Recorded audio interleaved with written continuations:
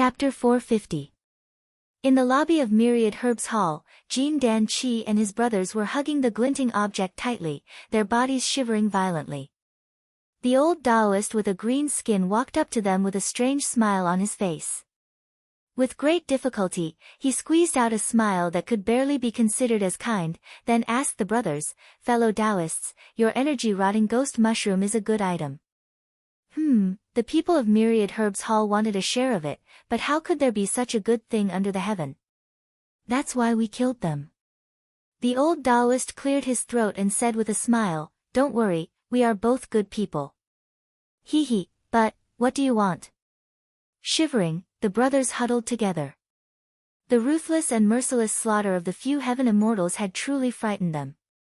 The two brothers were just worrying about how to avoid the 10,000 Herbs Hall and how to get rid of the entanglement of the 10,000 Herbs Hall so that they could successfully sell the energy-rotting ghost mushroom at a high price, but the entire 10,000 Herbs Hall was slaughtered. This cruel scene directly taught them a lesson. This was the true face of a cultivator. Ching Su Immortal Pass was guarded by a general of the human race, but these heaven immortals were still killing and robbing people, committing such an evil deed in broad daylight. Although the two brothers were a little cunning, they were nothing more than some petty tricks. How could they bear the psychological impact when they suddenly saw this kind of bloody murder? When the old Taoist asked them what they wanted, the brothers were stunned for a long while before they finally reacted.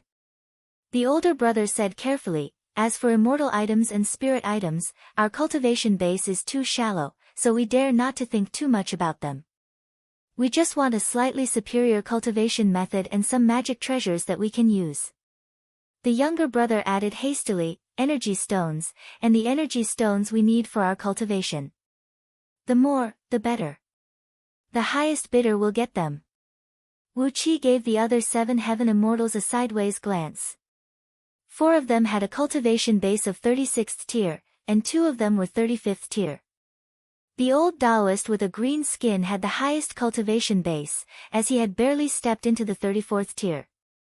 Since they were able to rush to Myriad Herbs Hall after hearing the news, all 7 of them were from the evil path. No cultivator from the righteous path, be it Taoists or monks, would be interested in the energy-rotting ghost mushroom. They were evil cultivators. A cruel smile emerged on Wu Qi's face. The black dragon spirit ring hanging around his neck moved slightly, then spat out a stream of powder from its mouth. It was the powdered drunken dragon incense. Wu Qi's muscles flowed like flowing water, allowing the drunken dragon fragrance to slowly slide down his chest, gradually reaching his navel. Wu Qi's muscles contracted, filling his belly button with a pinch of drunken dragon incense, which looked like a miniature incense burner. The true essence within Wu Qi's body slowly revolved, and a faint trace of true fire appeared in his belly button, slowly burning away the drunken dragon incense. A faint fragrance wafted out from Wu Qi's body. There were large amounts of low-grade herbs in the 10,000 Herb Hall's main hall. The herbs gave off a very strong medicinal smell, so this little fragrance was not noticeable at all. Wu Qi carefully controlled the fragrance, letting it slowly spread out, not letting people inhale too much at once.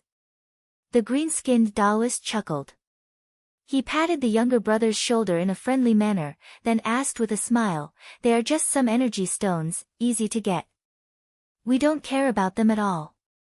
Where did you find this energy-rotting ghost mushroom?"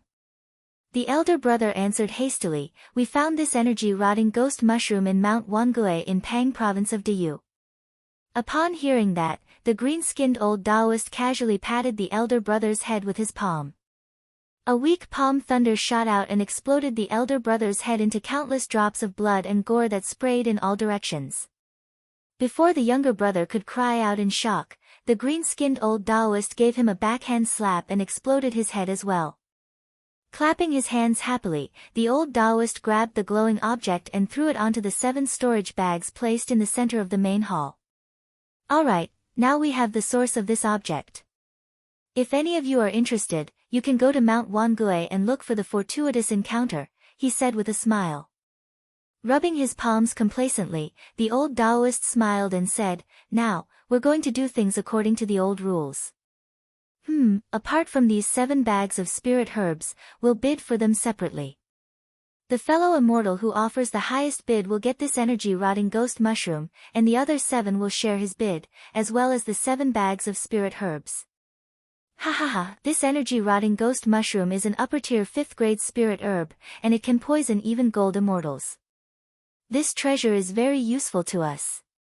No sooner had the green-skinned old Taoist finished speaking, a middle-aged Taoist clad in a red robe pointed at Wu Qi and said, "Fellow Taoist, please show us some of your skills, so that we can see if you are qualified to do things according to the old rules." Ha! The few immortals from the Evil League all fixed their eyes on Wu Qi.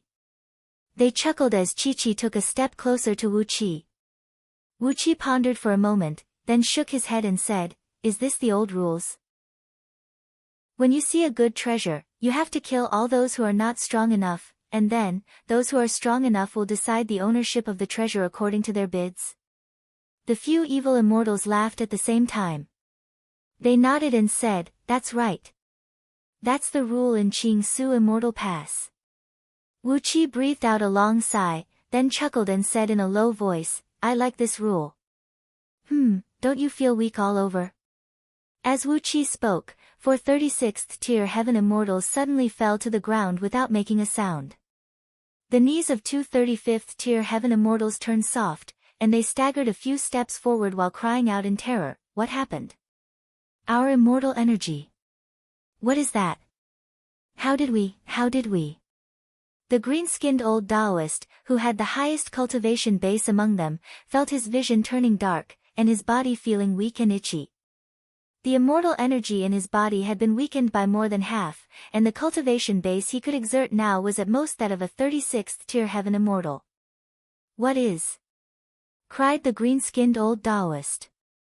With a blink of his body, 4 fiend shadows darted out of Wu Qi's body, leaving numerous afterimages in the air as they soundlessly fused into the bodies of 3 heaven immortals, who could still maintain their sanity.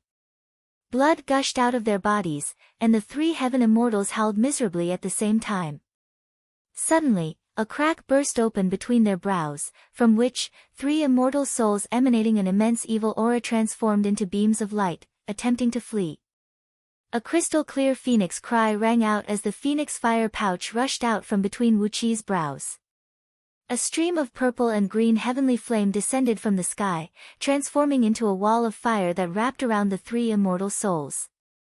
Wu Qi casually pointed his finger out, and the sword of greedy wolf flew out. Amidst a shrill wolf howl, it pierced through the 3 immortal souls and killed them completely. The purple and green divine flame burned ragingly, and before long, all 7 heaven immortals had been refined into blood and soul crystals. Quickly, he collected the storage rings of the 7 heaven immortals and looted everything of value from them. After that, Wu Qi walked excitedly to the center of the hall and fished out the glinting object from the bundle. It was indeed an energy-rotting ghost mushroom, a 5th-grade spirit herb in Scroll of Stealing. Combined with some other deadly poisons, it was more than enough to concoct an energy-rotting ghost mushroom that could even kill a gold immortal. The mushroom was about the size of a human head. It was pitch black, soft, and sticky like rotten flesh. It was heavy and probably weighed more than 50 kilograms.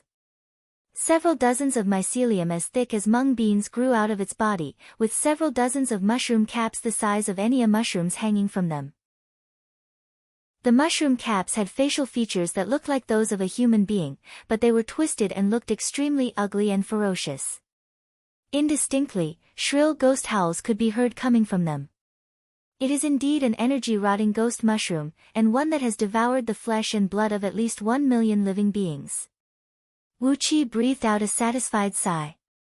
Carefully, he shoved the energy-rotting ghost mushroom into the black dragon spirit ring, then transferred all the medicinal herbs found in the 7 storage bags on the floor to himself. Grinning mockingly, Wu Qi realized that he had suddenly gotten used to the unspoken rule of Qing Su Immortal Pass. To put it bluntly, the one with the bigger fist was the king, and there were no rules at all. Initially, he was planning to spend a huge sum of energy stones and snatch the energy-rotting ghost mushroom from his gold core brother. But, since the old rule of the green-skinned Taoist and the other old Taoists was still in place, why didn't he learn from them and snatch it directly? The energy-rotting ghost mushroom was one of the items that Wuqi wanted to buy in Qingsu Immortal Pass. Initially, Wuqi wanted to buy the energy-rotting ghost mushroom, which was more bizarre and unpredictable than the energy-rotting ghost mushroom, as well as a few other poisonous plants. But, this kind of deadly poison was extremely rare, and he might not be able to find it. Wuqi felt that he was very lucky to be able to find an energy-rotting ghost mushroom in such a short period of time.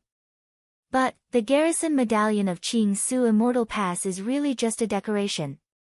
Wuqi laughed mockingly as he retracted the 4 celestial fiend puppets, opened the door and walked out lazily. The commotion caused by the murder and robbery was so intense, yet no one came to investigate. The garrison medallion of Qingsu Immortal Pass had really neglected its duty. Upon stepping out of the main entrance of Myriad Herbs Hall, Wuqi's expression changed abruptly. He suddenly realized why no one had discovered the unusual change in Myriad Herbs Hall. The sky had turned grayish, and 2 mysterious, scarlet eyeballs were hovering in midair, staring straight at Wuqi. Under the ground was a vast, sticky, yellow ocean, which was emitting a pungent, fishy smell. The grayish sky and the yellow ocean formed a spherical space that measured 100 miles in diameter, trapping the entire Myriad Herbs Hall within it. A man and a woman were standing quietly on the yellow ocean, staring at Wuqi with a smile on their faces. Wuqi halted his steps, lowered his head to look at the yellow ocean under his feet, and said in a deep voice, "The legendary water of the Yellow Spring?" The man laughed and said softly, "It's just an imitation, not the real thing. But, if a heaven immortal accidentally bumps into it, even if he doesn't die, he will at least lose a piece of skin." "Cut the crap," said the woman straightforwardly. "Hand over the energy-rotting ghost mushroom and the benefits you just obtained, as well as all your belongings." "We saw Patriarch Greenheart and a few other dead men enter Myriad Herbs Hall with you, and we've worked hard to deploy the illusory realm outside to buy you some time. Even if we don't have any credit, we can still thank you for your hard work. Hand over all your valuables, and we'll spare your life." Wuqi laughed dryly and said, "Fellow Taoists, what are you trying to do? A robbery?" The woman nodded seriously and said, "That's right. You've been robbing others in Myriad Herbs Hall, and now, you're the only one who walked out alone. Now, we, husband and wife, are robbing you. This is a matter of course. Cut the crap, our illusory realm can only hold you for a quarter of an hour at most. Quickly hand over all your valuables, and we won't go too far. We'll spare your life, so that we can meet again in the future." For a moment, Wuqi didn't know whether to laugh or cry. He had just robbed a group of people, and now, he was robbed as soon as he walked out. This was truly a retribution from the heavens. Seeing that Wuqi didn't move for a long while, the woman couldn't help but widen her eyes and raise her eyebrows. Then, she pointed her finger at the 2 huge eyeballs in the sky. The 2 scarlet eyeballs spun abruptly, and a large amount of sticky blood sprayed out from them, splashing towards Wuqi along with a pungent smell. Chapter 451. The blood that sprayed down from the top of his head had a pungent stench. Even from a great distance away, Wuqi could feel a scorching heat coming from it, which made his skin hurt. The blood was not a good material, so Wuqi dared not to touch it. Without hesitation, he pointed his finger out and threw out a palm-sized, golden-yellow jade medallion carved into the shape of a rhinoceros, which he snatched from Lord Jade. It transformed into a beam of golden light and flew out. A deep roar of a rhinoceros rang out, as a 90 feet long, stout and muscular single-horned rhinoceros appeared above Wuqi's head. The rhinoceros licked its lips and lowered its head to look at Wuqi. After that, it widened its eyes and breathed out a stream of white mist towards the sky. A strong gale was kicked up from all directions, and nearly 100 whirlwinds with goat horns emerged from the ground, reaching into the sky like ghost claws that stretched out from hell. The whirlwinds collided with the blood. The thick and sticky blood was rolled up by the whirlwinds, turning into countless thumb-sized, blood-red water droplets that shot all over the sky. Wuqi didn't care what the rhinoceros was going to do. He opened his mouth and sprayed out a stream of innate energies of 5 elements onto the rhinoceros's body. The rhinoceros threw its head back and roared joyfully into the sky as if it was in heat. Then, the several dozens of whirlwinds suddenly converged and transformed into a pitch-black whirlwind, about 70 to 80 feet long. It rolled up all the water droplets and shot towards the man and woman. The black whirlwind produced a long, sharp, and unpleasant whistling sound, like the screams of countless malicious spirits. It tore the air apart, leaving dozens of glaring black halos, and suddenly arrived in front of the man and woman. The man screamed in fear. His long robe exploded abruptly, transforming into countless thumb-sized, white strips that shot out in all directions. Within a blink of an eye, they weaved into a huge cloth net, firmly blocking the whirlwind. The diameter of the cloth net was about 1 mile, and its surface was densely covered with the shapes of faint, blood-red eyes. These eyes flashed with a strange evil light from time to time, and their entire bodies were filled with an unsettling evil aura. The whirlwind, along with the blood-colored water droplets, fell heavily on the cloth net. Only an ear-piercing sound could be heard, as if a basin of cold water had been poured into a pot of hot oil. The cloth strips on the cloth net spewed out unpleasant black smoke. The whirlwind disappeared, and the blood droplets were also sucked into the cloth net. The scarlet-red eyes on the cloth strips suddenly deepened. The woman glanced at Wu Qi in surprise. She nodded in a very reserved manner and said with a smile, "You do have some ability." "Yes." Giggling, the woman pointed at Wu Qi and said, "Generally speaking, the strongest immortals have abundant energy essence. I'm Lady Myriad Miao, a well-known good person in Qing Su Immortal Pass. If this fellow Taoist is willing to donate some of his primordial yang, I won't be willing to destroy a flower."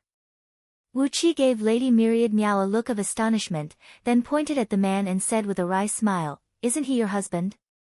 The man smiled as usual.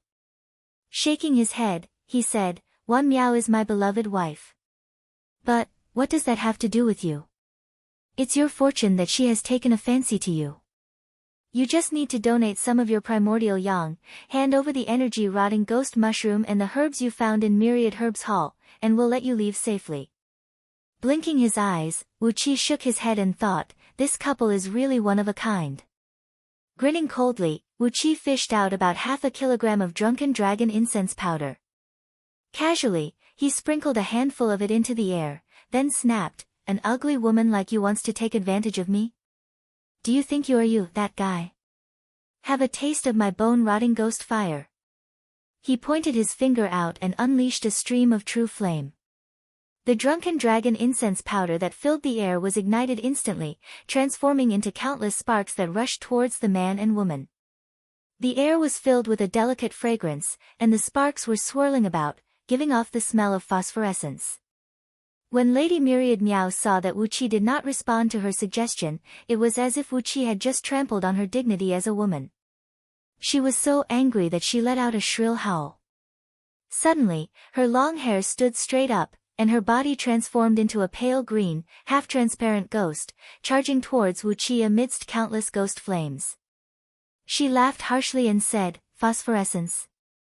Is there any phosphorescence under the heaven that can hurt us, who are already ghosts?" Wu Qi's expression flickered abruptly. This Lady Myriad Miao was actually a ghost immortal cultivated from a ghost spirit. Different from the heavenly ghosts in the ghost realm, ghost immortals cultivated from incorporeal ghosts. Ghost immortals cultivated by drawing nether energy into their bodies. Their cultivation techniques were unpredictable, and they were famous for their danger, strangeness, fierceness, and strangeness. They were experts in hurting the souls of immortal cultivators, and their curses were impossible to guard against. They were especially good at using poisons.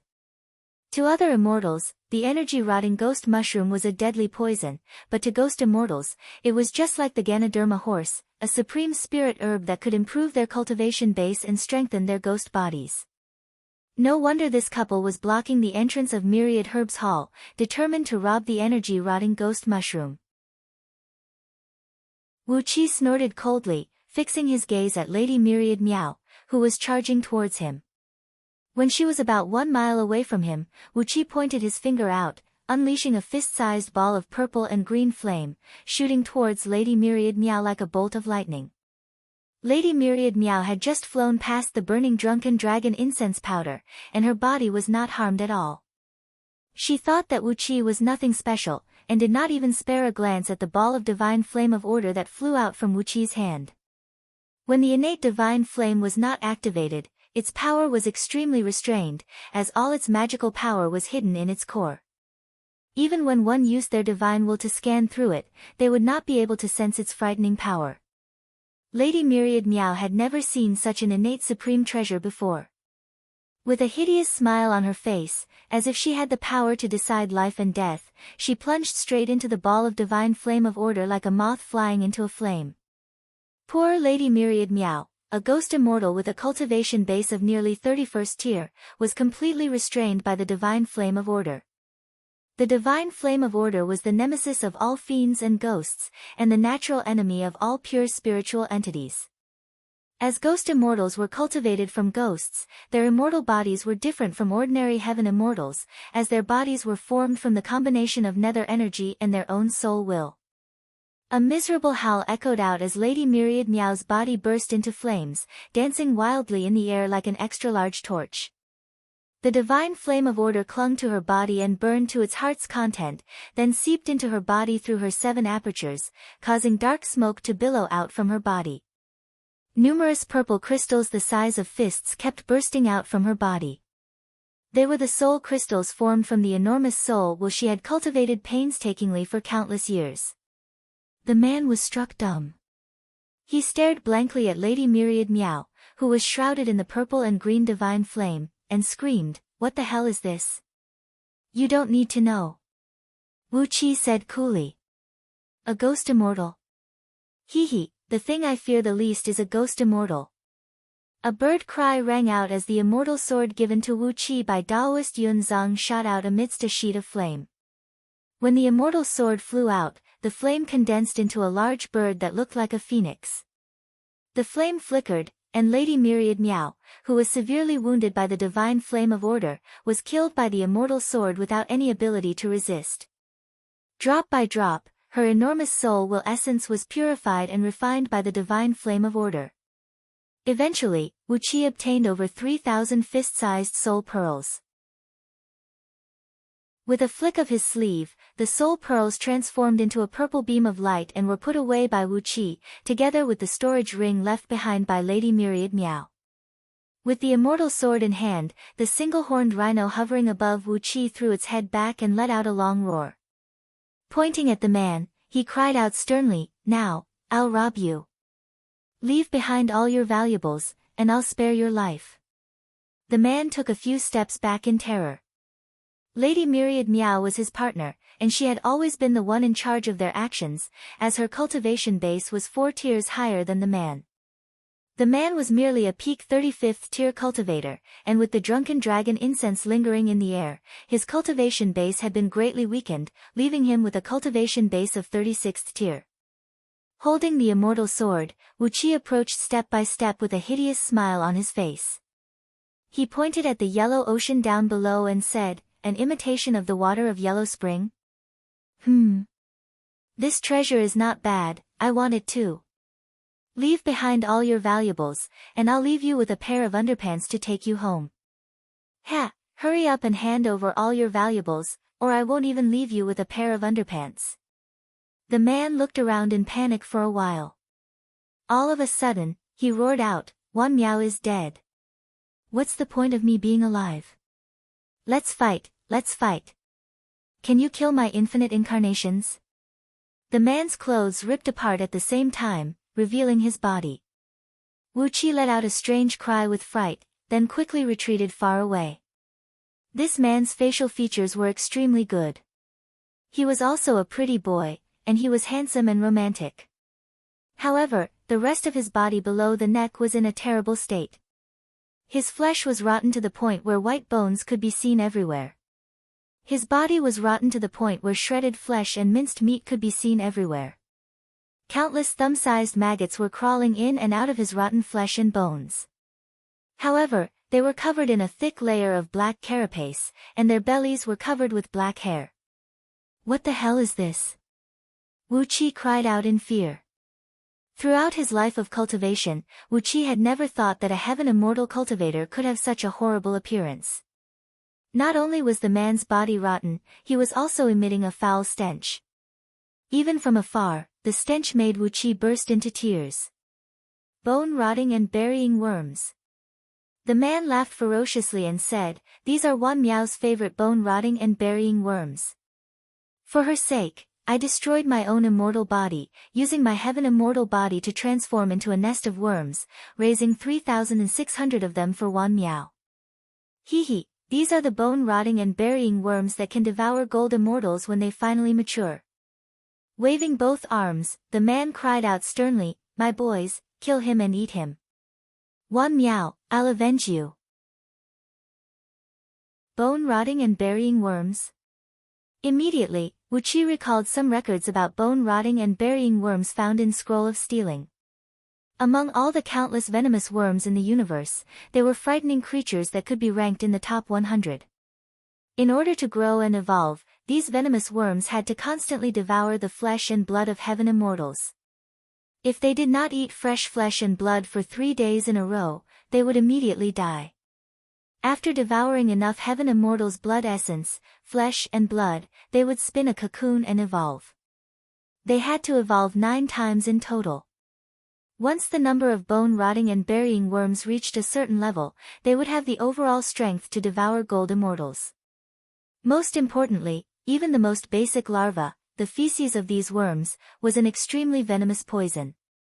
If they were combined with the energy-rotting ghost mushroom and 5 other rare poisonous plants and insects as raw materials, they would be able to concoct the immortal banishing powder, which could kill even a mid-tier gold immortal in an instant. Buzz! A loud noise rang out, as 3,600 bone-rotting and burying worms darted out of the man's body like countless bullets. Densely packed together, they swarmed toward Wu Qi, baring their fangs and brandishing their claws. Wu Qi's face fell, and he retreated a few miles back. Chapter 452. The Black Dragon's Spirit Ring moved. The dragon head on the ring opened its mouth and spat out several dozens of palm-sized, golden-colored leaves that were emitting a pungent odor. The leaves were very thick, and the veins on them were very distinct. Each and every one of them formed a huge character, ghost, written in ancient seal script. It was the ghost pattern grass, a strange herb Wu Qi had collected on Myriad Immortals' planet. Clenching the ghost pattern grass tightly with both hands, he crushed it into powder.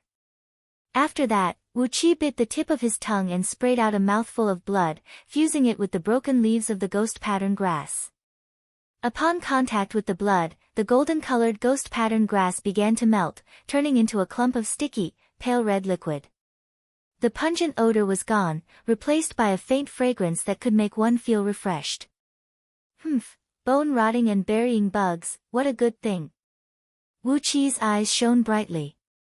With the liquid of ghost pattern grass sticking on his finger, he quickly wrote one large rune after another in the air.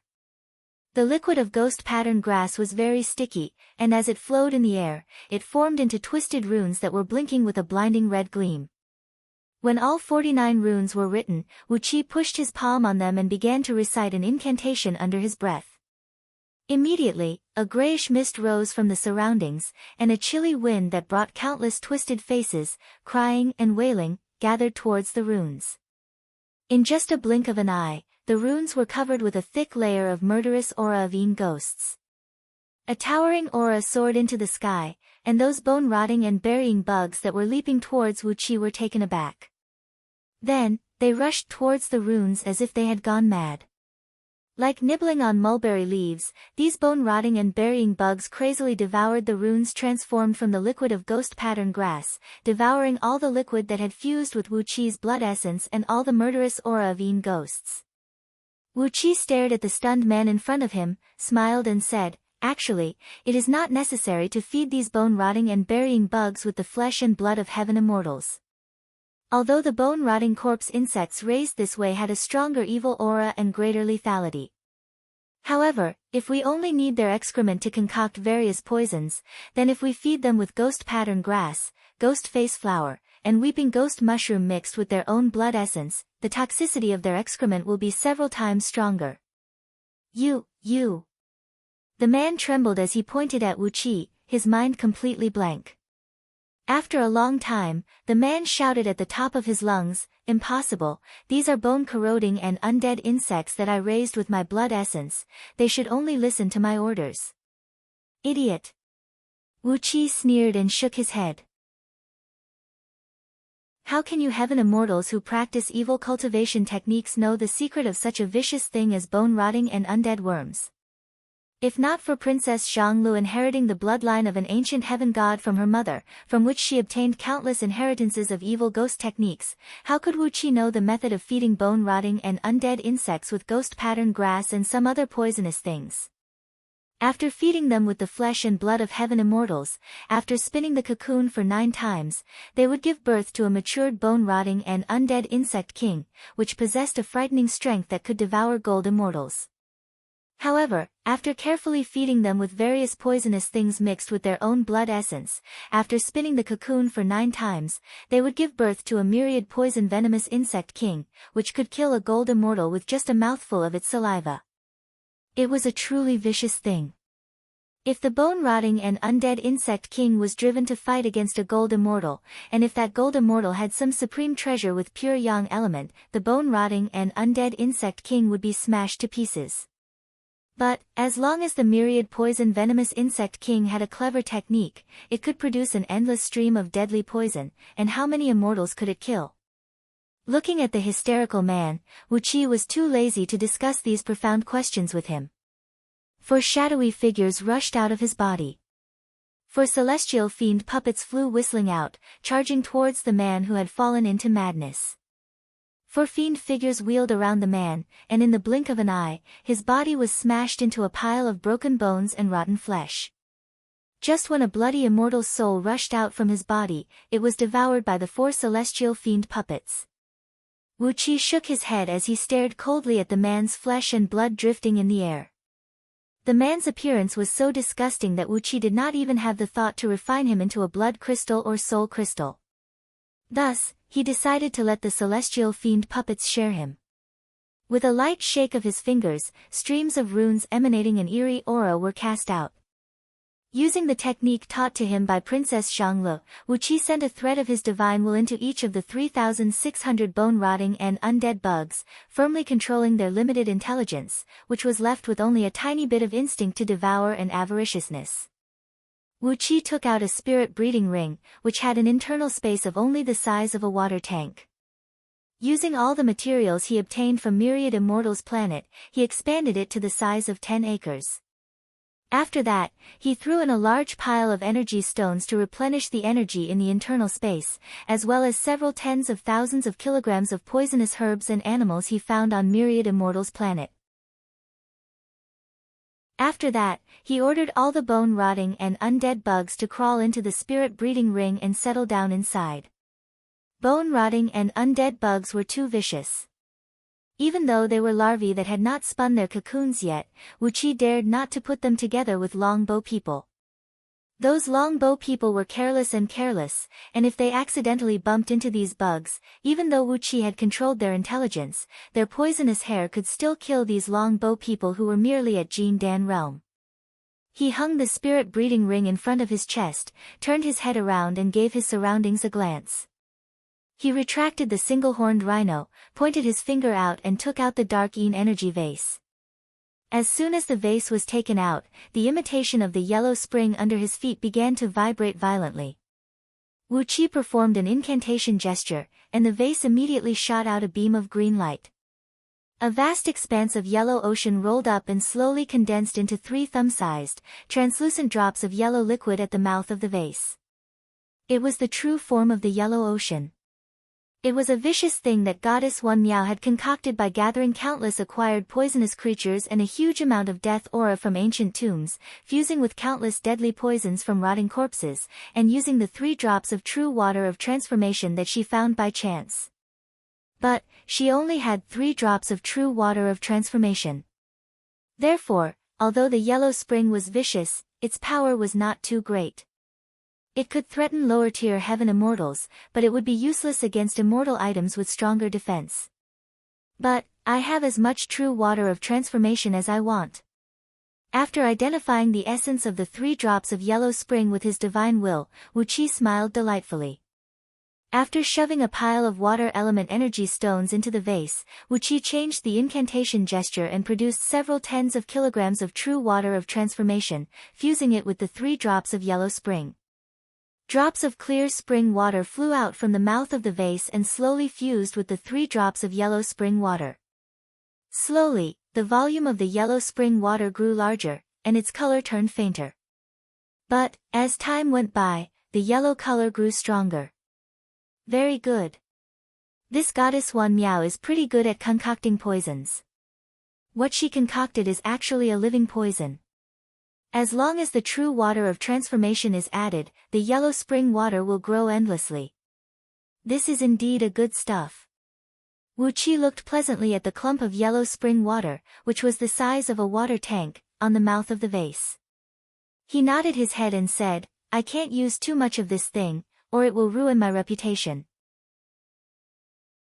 In the future, I will slowly fuse all kinds of deadly poisons into it, and slowly accumulate the true water of transformation, making it stronger and stronger.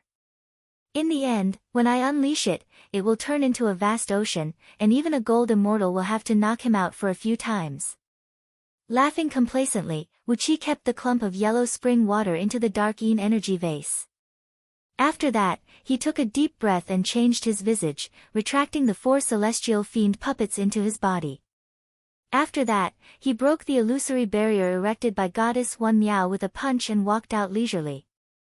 Right after he walked out of the illusory barrier and arrived at Qing Su Immortal Square, Wu Qi was taken aback.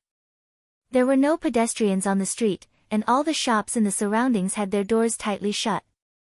Only several dozens of heaven immortals could be seen standing on clouds, looking at him from afar. 100 flying ships, each about 200 feet long, were hovering quietly in the sky. 20,000 soldiers clad in soft armors were standing on the ships, pulling their bows and aiming at Wu Qi. A handsome young man, clad in a crimson battle robe with 100 flowers on the outside, was riding on the back of a single-horned ink qilin, with a 36-jointed steel whip hanging on his left hand. He was standing on the street outside Myriad Herbs Hall's main entrance, staring at Wu Qi. Upon seeing such a solemn and battle-ready stance, Wu Qi laughed dryly and said, What is the meaning of this, General? I'm Feng Qingya, the general who guards Qing Su Immortal Pass, the young general said coolly. I'm Feng Qingya, the general who guards Qing Su Immortal Pass. Just hand over the energy-rotting ghost mushroom and all the valuables you have, and let me whip you 3 times. If you survive, you can leave now. It suddenly dawned on Wu Qi that they were not the only people who came to this place after hearing the energy-rotting ghost mushrooms cry just now.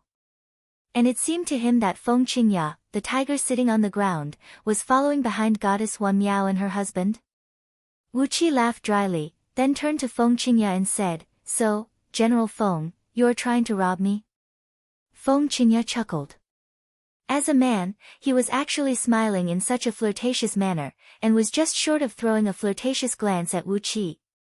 Waving the steel whip in his left hand, he said coolly, I'm not robbing you. I'm trying to maintain the order in Qing Su Immortal Pass. Of course, you can think that if you want. If you sell the energy-rotting ghost mushroom in the ghost realm, you can exchange it for tens of millions of energy stones, gold, silver, and gemstones. I've been spending quite a lot lately. Frowning, Wu Qi breathed out a long sigh and said, By doing this, General Feng, aren't you afraid that? Feng Qingya interrupted Wu Qi and snapped, Cut the crap. Don't talk nonsense about rules to me. Rules? In Qing Su Immortal Pass, my words are the rules. Laws? Every word I say is the law of Qing Su Immortal Pass. As long as your overall strength is not strong enough to scare me, I don't mind killing people and robbing them on the street. Pointing the steel whip at Wu Qi, Feng Qingya cried out sternly, My boys, the murder case of Myriad Herbs Hall. Over 3,800 innocent people were slaughtered by this guy. Capture him alive. I'm going to chop him into pieces to serve as an example to others." 4 soldiers on the flying ship answered with a loud voice. They put down the strong bows in their hands and leaped down from the sky 1,000 feet above the ground like fleas, pouncing towards Wu Qi. Although they did not sense any aura around them, nor did they possess any beast souls, they moved as fast as a gust of wind, not any slower than those nascent soul cultivators who were body cultivators. Wu Qi was taken aback by the speed of the 4 soldiers. With just a moment of carelessness, they had arrived before him, stretched out both hands and grabbed onto Wu Qi's limbs. Like iron hoops, their fingers gripped tightly onto Wu Qi's body. The 4 soldiers exhaled and yelled, then grabbed Wu Qi's limbs and pulled them out forcefully. They were not trying to capture Wu Qi alive. Instead, it was obvious that they were going to tear Wu Qi into pieces. Chapter 453. With a light snort, Wu Qi's body shook, and a ring of grayish-cold air flashed across his skin. The 4 soldiers who grabbed his limbs howled miserably as they were first knocked flying away by a tremendous force, and then a bone-piercing cold air rushed into their bodies. In just a blink of an eye, they were frozen into 4 clumps of xianbing. The tremendous force sent them flying far away, smashing into a shop on the roadside and shattering their frozen bodies. Stretching his limbs, Wu Qi frowned. The 4 soldiers who grabbed his body just now did not cultivate their nascent divinity or magic power, nor did they practice body cultivation techniques like the monks of Buddhist League or immortals who cultivated their fleshly bodies to achieve immortality. It seemed that they had another technique to temper their fleshly bodies. Although they did not emanate any energy aura, the strength of their fleshly bodies was definitely comparable to that of nascent soul cultivators who specialized in body cultivation. Wu Qi could smell a faint scent of herbs from their bodies. He reckoned that they must have a special technique to temper their fleshly bodies, and that was why they had such strong fleshly bodies. If that was the case, there was a reason why the cultivators of Qing Su Immortal Pass were so fearful of these soldiers of Yu Dynasty. An army of 100,000 was stationed in Qing Su Immortal Pass, which was equivalent to 100,000 body cultivators who specialized in body tempering. Coupled with some special weapons, it was a force that no ordinary cultivators would dare to provoke. But, according to the news that Yu Hehuan told him, every single soldier of Yu Dynasty stationed in outer heavenly realms had fused with beast souls, which gave them a strange strength that was comparable to cultivators. It was reasonable, as outer heavenly realms were under the control of the celestial court, where countless immortals and cultivators lived. If the soldiers of Yu Dynasty were not well equipped, they would have long been wiped out by the cultivators from the Evil League and Fiend League. The number of human soldiers on Panga continent who had fused with beast souls was not too many, but they had such a strange technique to temper their fleshly bodies, and together with their huge numbers, even the celestial court could not do anything to them. Thousands of thoughts raced in Wu Qi's mind, and he quickly figured out some of the key points. Meanwhile, Feng Qingyao laughed with surprise and said, "Not bad, not bad. You are indeed not an ordinary nascent soul cultivator." Feng Qingyao's eyes rested on the iron medallion hanging on Wu Qi's waist. Noticing his gaze, Wu Qi pulled off the small iron medallion and placed it in his palm. "You mean, there's something strange in this thing?" Nodding seriously, Feng Qingyao said frankly, those who carry this iron medallion are people who deserve our careful treatment." How should he put it? With this iron plate, it at least proved that you had enough financial resources. You're merely a peak nascent soul stage cultivator, yet you're able to pay an additional fee of spirit stones. Your background and net worth are worthy of our attention. Wu Qi suddenly realized the mystery behind it, and he immediately cursed Feng Qingyao in his mind. The complacent Feng Qingyao could not hear the curses in Wu Qi's mind. "This is an invention I invented after I came here. Any cultivator who comes to Qing Su Immortal Pass for the first time, and whose cultivation base is not strong, but whose expression does not change after being charged an extra fee of energy stones will be given an iron medallion like this. If it is a cultivator with a small net worth, but whose cultivation base is not strong." Hee hee. Wu Qi laughed as well. Staring at Feng Qingyao, he said, "They will disappear very soon, right?" Feng Qingya shook his head and said smilingly, perhaps, but it has nothing to do with me. How should I put this? You cultivators are killing for money, and it has nothing to do with me. I'm just waiting for the dust to settle, and then I'll come and uphold justice. As he spoke, Feng Qingya's face suddenly turned cold. Pointing a finger at Wu Qi, he cried out sternly, boys, kill him. This man is a lunatic who has killed over 18,000 cultivators and prisoners around Myriad Herbs Hall. He has committed a heinous crime, and his crime is unforgivable. In accordance with the law of Diyu, I'll kill him on the spot. 100 soldiers on the 4 flying ships released their bowstrings at the same time. A muffled noise echoed out as 100 specially made bone-piercing wolf fang arrows transformed into specks of cold light that crossed several miles in just a blink of an eye, shooting straight towards all the vital parts of Wu Qi's body. These arrows were extremely accurate, fast, and ruthless, as they nearly hit all the vital parts of Wu Qi's body that were exposed to the outside world. Wu Qi dared not to recklessly test the power of these arrows. With a thought in his mind, he activated the defensive spirit item, green cicada wings, once again. Amidst the jarring chirping of cicadas, a large sheet of green light enveloped Wu Qi, while several dozens of green spirit cicadas wheeled around Wu Qi. A heavy pressure suddenly came pressing at him from all directions. When the arrows landed on the defensive green light, the cold light they emitted penetrated nearly 1 foot deep into the green light. Wu Qi watched helplessly as 100 arrows approached him from all directions. The speed of the arrows gradually slowed down, and when they were about 3 inches away from his body, their force was finally neutralized by the green cicada wings, causing them to fall powerlessly to the ground. Wonderful! This is an excellent defensive spirit item. Feng Qingya clapped his hands and cried out, it is at least a lower-grade spirit item. The price is 3,000 upper-grade energy stones. Is there anyone interested? Standing on a white cloud in the distance, a middle-aged Taoist with a fair face and no facial hair cried out in a deep voice, General Feng, this spirit item is full of spirituality, and its defensive strength is pretty good as well. I've recently taken in a few outer sect disciples, and I happen to lack some defensive items. 3,000 upper-grade energy stones is too expensive. 2,700, I'll take it.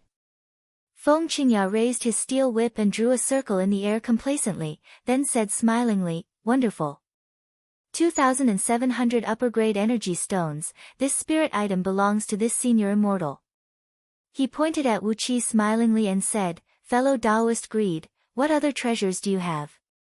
Take them out now. After all, I have no use for these treasures, but the senior immortals who are waiting in the surroundings can use them. Wu Qi was so infuriated that his mouth twisted. Did this bastard think that his magical treasures were already in his possession? Wu Qi gave those heaven immortals who were watching the show a cold glance, and kept their faces firmly in his mind.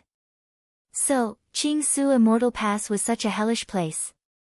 There was no order at all, and it was a place where only the strong could win. In the memories of Shui Xian and Shui Yi, they seemed to think that this place was not bad.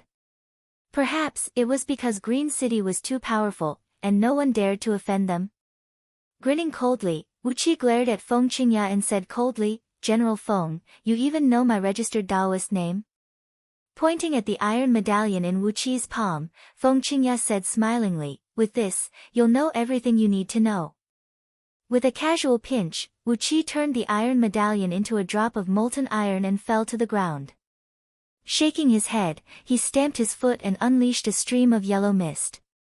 He was about to flee with the escape art of earth. But, his body froze, and he nearly coughed out a mouthful of blood. Suddenly, he realized that the ground here was paved with energy-repelling iron, which could isolate all natural energies from the surroundings. He dared not to reveal his innate escape art of earth in front of the crowd, so he used an ordinary escape art instead. The result was as if he had bumped his head into a wall, and the backlash from his energy made Wu Qi feel very uncomfortable. Feng Qingya laughed so hard that he nearly fell off the single-horned Qilin's back. The energy-repelling iron here is 1 mile deep, and you want to flee with the escape art of earth? Fellow Taoist greed, are you scared out of your wits? Ha ha ha. With a cold snort, Wu Qi's body flashed and he teleported away. But suddenly, a loud noise rang out. Wu Qi had just traveled less than 1 mile when a golden immortal talisman suddenly flew up into the sky, sprinkling down with a sheet of golden spirit light. The surrounding void was completely locked down, and with the strength of Wu Qi's current magic power, there was no way he could break through the spirit light sprinkled down by the immortal talisman. The space around him had solidified like an iron bucket, and Wu Qi was like an insect trapped in amber, unable to escape. The person who produced the immortal talisman was a middle-aged Taoist with a big beard. He smiled faintly and said, "Fellow Taoist, since you've come to Qingsu Immortal Pass, you'll have to follow the rules of Qingsu Immortal Pass. Either you tell me the background of your sect, or you show me a few decent immortal spells and divine abilities. Otherwise, hand over all your spirit items and leave." Feng Qingya clapped his hands and praised, "Immortal Master, your timing is very timely. Wonderful. I'll give you a 95% discount on anything that Immortal Master has his eyes on today. All Immortal Masters, pay attention. Don't let this man escape. He has at least an energy-rotting ghost mushroom with him now." Even Patriarch Greenheart and the others were killed by Myriad Herb's Hall, so this man must have many good items with him. As his teleportation was forcibly interrupted, the energies in Wu Qi's body rebelled once again. After stabilizing his energies with great difficulty, Wu Qi could not help but get angry when he heard Feng Qingya's words. According to General Feng, as long as one possesses a sufficient overall strength, they will be able to do whatever they want in Qingsu Immortal Pass. "Since I've killed Patriarch Greenheart, why are you still making things difficult for me?" Feng Qingya blinked his eyes a few times, then rode up to Wu Qi and said smilingly, "The problem is, no one saw if fellow Taoist Greed really killed Patriarch Greenheart with his own hands. Unless fellow Taoist Greed can show me your overall strength, so that I won't covet your treasures again, I hope fellow Taoist will hand over all your spirit items." Pointing at the 4 soldiers killed by Wu Qi just now, Feng Qingya said with a faint smile, "4 of my sons are dead. Fellow Taoist, you will have to pay for their bereavement. It has cost the Imperial Court of Dayu a great amount of financial and material resources to train them, so the cost can be considered as yours." After a brief calculation with his fingers, Feng Qingya smiled and said, "Fellow Taoist, you can just compensate me with 1,000 upper-grade energy stones for my 4 sons. I'm not a man who goes too far." The group of several dozens of heaven immortals took a few steps closer to Wu Qi while smiling.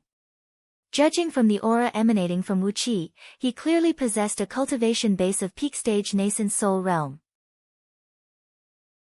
However, as a nascent soul cultivator was able to perform teleportation, Wu Qi's background must not be simple. Or, he simply had the help of a strange magic treasure on him, and it was the magic treasure that allowed him to display the magical power of teleportation. As magical treasures such as these were very rare, all the heaven immortals were tempted. The bearded Taoist, who had interrupted Wu Qi's teleportation with an immortal talisman, cried out sternly, "General Feng, stop wasting time. Just strike now. I don't care what his background is, let's join hands and strip him naked first." Feng Qingya smiled faintly as he swung the steel whip in his hand towards Wu Qi. He laughed and said, "You can't blame me for that. You can only blame your bad luck, fellow Taoist." The steel whip was piercingly cold. When Wu Qi scanned it with his divine will, his heart sank immediately. It did not have any fancy features, and there were no divine abilities or restrictive spells attached to it. It was just extremely tough and heavy. The weight of the 36 sections of the whip alone weighed 360,000 kilograms. On top of that, Feng Qingya's brute force was very strong. If an ordinary heaven immortal was hit by it, his immortal body would have his bones and tendons broken. This Qingsu Immortal Pass is really full of fucking robbers and bandits. Wu Qi roared furiously as a gray light shot out from the top of his head. It was the Jade Bone's soul-searching flag. Chapter 454. The Earth Element Dragon's scale shield emitted several dozens of golden specks of light that blocked the steel whip. When the golden specks merged together, they formed a dragon scale-shaped shield. A loud bang rang out as the steel mace bounced back, and the golden dragon scale shield was shattered into pieces, turning into dozens of golden specks that shot straight toward Feng Qingya's chest. Feng Qingya shrieked with fear. His body tensed up abruptly, and he sprung up into the air like a giant grasshopper. Wu Qi grabbed the Jade Bone's soul-searching flag at the right time, injecting his energy into it without any reservation. He even bit his tongue and sprayed out a mouthful of blood essence onto the flag, causing it to emit a large sheet of misty gleam. Gripping the Jade Bone's soul-searching flag, Ji Hao swung it fiercely and generated a series of cracking noise that sounded like a heavy rain. All human warriors and commanders on the 100 flying ships showed the whites of their eyes and fell off the ships in embarrassment. As human soldiers did not cultivate their nascent divinity and magical power, although their fleshly bodies were as strong as body cultivators, their souls were no different from mortals. Even an ordinary soul-searching magical treasure was enough to cause great harm to human soldiers, not to mention a powerful immortal artifact like the Jade Bone's soul-searching flag. Unless someone like the great oracles of Yu Dynasty's Directorate of Celestials had laid down a powerful restrictive spell to protect the souls of human soldiers, any mystic technique that targeted at souls was more than enough to severely injure a human army in a flash. On the Jade Bone's soul-searching flag, countless jade-like skulls roared together. Their shrill screams even shattered the souls of the 20,000 human warriors in the surroundings. Their broken souls transformed into streams of light, surging out from their eyes, ears, nose, and mouth, then being absorbed by the flag. The flag shone brightly, emanating an enormous soul pressure that made all the living beings in Qing Su Immortal Square shiver and dare not to move. 20,000 soldiers were killed in an instant. Their bodies fell to the ground as they lost control of the bows in their hands, causing 20,000 arrows to fill the sky. Some of the arrows even went straight towards the dozens of heaven immortals standing on the clouds. Sheets of immortal light rushed out of their bodies, turning all the arrows into nothingness in just a flash. Strange whistling noises came from the soul-searching flag, blotting out the sky and covering the earth. Among the several tens of heaven immortals, a dozen of them did not have a very high-grade defensive immortal item, and their cultivation base was just so. The strange whistling sound swept across, and their celestial artifacts suddenly dimmed. The artifact spirits of the celestial artifacts were shattered by the whistling sound. A stream of light rushed out from the immortal artifact. The artifact spirit's immortal soul was shattered and absorbed into the soul-searching flag. The heaven immortal, who had lost the protection of his immortal item, let out a cry of alarm and fell down from the cloud. Before these heaven immortals could fall to the ground, the spirit-restricting rope transformed into a beam of purple light and shot out. The dozens of heaven immortals who fell to the ground were tightly bound by the spirit-restricting rope. With a flick of his finger, these heaven immortals were sucked to the front of Wu Qi. Then, he waved the soul-searching flag, unleashing a layer of grayish mist that wrapped up the tens of heaven immortals. Shrill cries rang out as Wu Qi dared not to use the divine flame of order to refine their immortal souls and bodies in front of so many people. Therefore, he had no choice but to suck their immortal souls into the flag, which would be a great boon to the item spirit who was slumbering in the flag. Amidst a dark beam, the sword of greedy wolf shot out. 21 pitch-black wolf heads, each the size of a water tank, transformed into dark beams and spun wildly in the sky. The dark beams swept past the fallen human soldiers, turning them into a rain of blood and flesh that splashed in all directions. The rude and unreasonable behavior of Feng Qingya had greatly infuriated Wu Qi. However, he could not care less, and simply killed these human soldiers. Sword beams shot out and shredded the 20,000 human soldiers who fell from the sky in just a blink of an eye. The sword of greedy wolf spun around and came next to Wu Qi, easily piercing through the bodies of the dozens of heaven immortals. Their blood essence was completely absorbed by the sword, leaving not a single drop behind. The item spirit of the sword of greedy wolf let out a long and joyful cry. Wu Qi could clearly sense that the item spirit was growing at an incredible speed, and vaguely showed a sign of breaking through the realm of spirit immortal. Feng Qingya, who had just leaped up from the back of the single-horned Qilin, was hit by the strange cry of the soul-searching flag. His body turned stiff, and he could no longer move freely. Several dozens of dragon-scale-shaped golden beams shot out amidst ear-splitting whistling noises, piercing through his chest. His armor was extremely thick and heavy, possessing a very strong defensive strength. However, when faced with the dragon-scale-shaped golden beams mixed with innate earth element energy essence, the armor was easily pierced through, and a large hole was opened up on his chest. All his internal organs were shredded to pieces by the sharp energy carried by the dragon-scale-shaped golden beams. The fleshly body of the human general shattered, and his soul left his body immediately. Feng Qingya's soul was stronger than ordinary human soldiers, but there was a limit to it. The soul-searching flag rolled up and sucked Feng Qingya's soul into it, turning it into the nourishment for the slumbering item spirit to recover itself. Pressing his palm on Feng Qingya's corpse, Wu Qi uttered a disintegration spell. Abruptly, the corpse disintegrated, turning into the tiniest molecular structure and falling to the ground. A brocade bag fell down from the corpse. Wu Qi snatched it over, inside of which was a large pile of talismans made from bone fragments. Each talisman emanated a very powerful aura, and their power was not weaker than ordinary immortal talismans. All these talismans were recorded in the Tao of Ghost and Deity inherited by Princess Zhanglu. Wu Qi hastily identified the functions of these talismans. Some could attack, some could defend, and some could stabilize one's mind and soul. Among them were a dozen huge bone talismans the size of a door. Judging from the complicated rune arrays carved on them, they were powerful battle-grade talismans that could be used by several tens of thousands of soldiers. Fool! Wu Qi could not help but scold with a smile. With the protection of these strange bone talismans crafted by the great oracles of the human race, if Feng Qingya had taken precautions beforehand, even the Jade Bone's soul-searching flag would not be able to harm him. If he had used one or two of these huge bone talismans beforehand, the overall strength of these 20,000 human soldiers would have been improved by at least 10 times.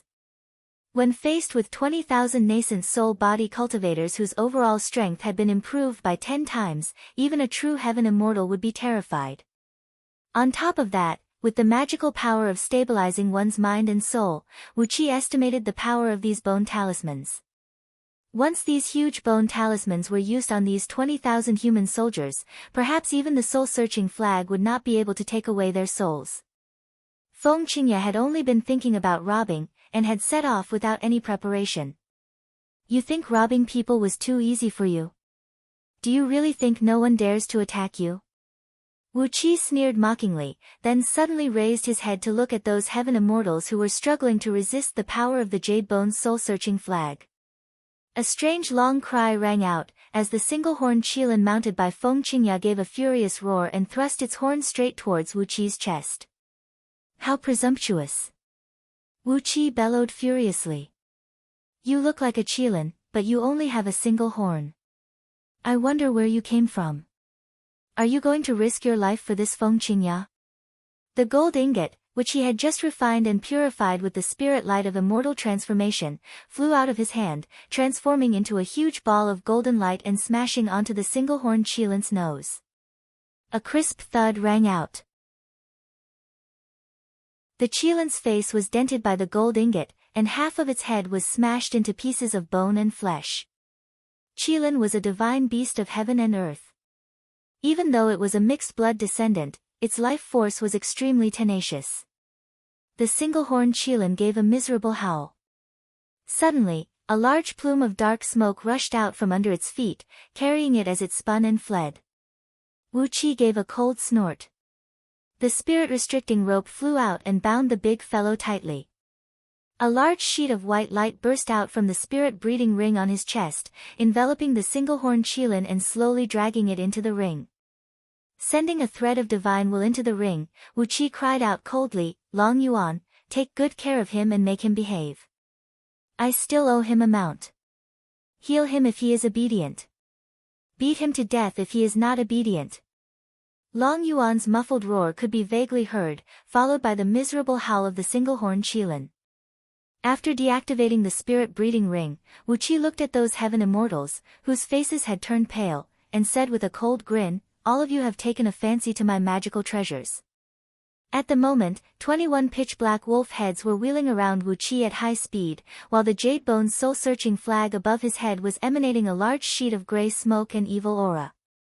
Strange, shrill howls were deafening, making one's ears hurt and unable to stand steadily.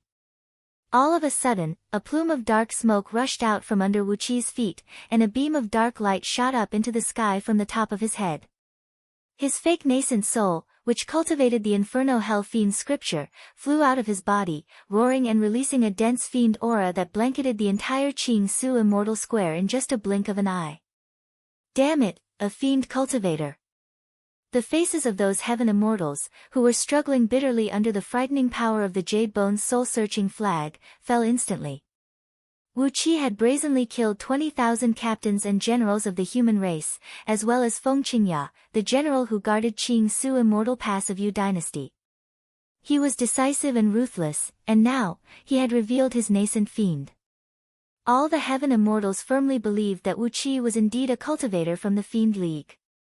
As a fiend immortal who dared to openly attack a general of Yu Dynasty like Wu Qi, it was obvious that he had a very strong backer. These heaven immortals were filled with regret. Why did they provoke such a fiend cultivator? It was fine if they joined hands to rob and bully ordinary heaven immortals and cultivators, but it was definitely not a good idea to get entangled with a fiend immortal, who was famous for seeking revenge for the smallest grievance. Laughing bitterly, the bearded Taoist who had interrupted Wu Qi's teleportation with an immortal talisman just now roared, "Fellow Taoist, we are in the wrong today. Please don't take it to heart, fellow Taoist. The culprit, Feng Qingya, is already dead. Why do you still want to make things difficult for us? Why don't we just let this matter go, and we'll keep our mouths shut and never reveal your background?" Wu Qi gave a cold snort. A few vague fiend shadows could be vaguely seen around him. He flew towards those heaven immortals and cried out harshly, "How can you let me off so easily? You guys beat me and kill me as you please, and then leave as soon as you're done. Where's the face of this immortal?" With a cold snort, Wu Qi said proudly, "Cut the crap. Each of you, give me 1 immortal item, 3 spirit items, 9 magical treasures, 1 million lower-grade energy stones, and 10 million gold, silver, and jewelry. Then, Lao Tzu will let you go." So, Qing Su Immortal Pass was an unreasonable place. Since that was the case, Wu Qi did not plan to reason with these people. Do you like to say that the one with the bigger fist is always right? Well, since Wu Qi's fist is the strongest right now, you better hand over your money and buy your lives. Looking at the bearded Taoist, Wu Qi smiled and nodded. Then, he suddenly opened his mouth and shot out a stream of flame that looked like a shooting star.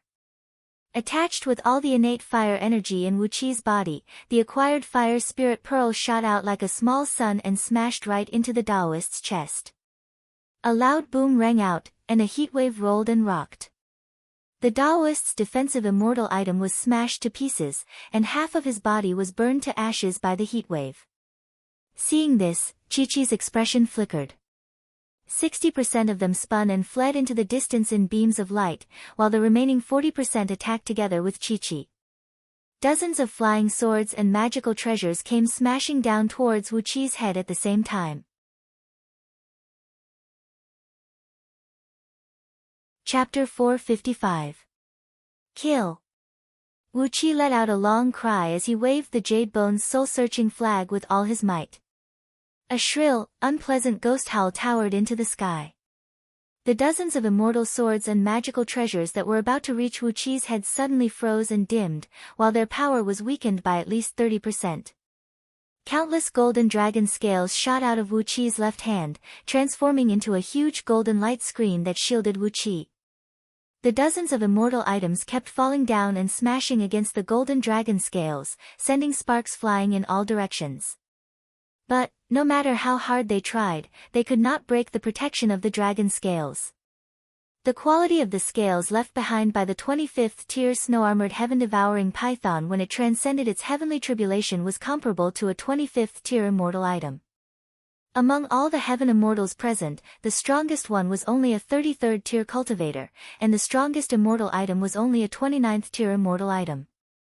So, how could they possibly break the incredible defense of the earth element dragon scale shield? Wu Qi laughed wildly as he bit his tongue, causing a large chunk of flesh to fall off the tip of his tongue. He coughed out mouthfuls of blood essence, which splashed onto the jade bone's soul-searching flag and made the countless jade skulls on the flag grit their teeth and scream. An immense evil aura blanketed the entire Qing Su immortal square.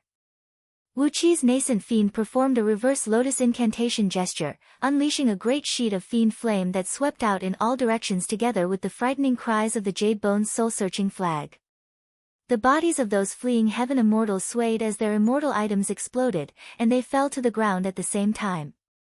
The spirit-restricting rope shot out like a great python, wrapping around the fallen heaven immortals and dragging them back. Some heaven immortals still had the strength to fight back. They had already landed on the ground, but still unleashed their immortal items to defend against the purple light beam. Wu Qi sneered as his erect eye suddenly opened. The pupil transformed from the cold electric mirror shot out a large sheet of silver-purple thunderbolts, which streaked across the sky soundlessly like a storm that covered 1,000 miles. All the raindrops gathered on one man, and the continuous and dense thunderbolts gave those heaven immortals a great pain. Blinding flashes kept bursting from their defensive immortal items, and in just a blink of an eye, the defensive immortal outfits of a few heaven immortals were broken. When the lightning struck the bodies of those heaven immortals, their flesh and blood flew everywhere, and their immortal souls nearly burst out of their bodies. With an ear-piercing whistle, the spirit-restricting rope bound these heaven immortals tightly and dragged them to Wu Qi's side, where he threw them into the spirit-breeding ring one by one. Kill! Wu Qi once again let out a resounding battle cry.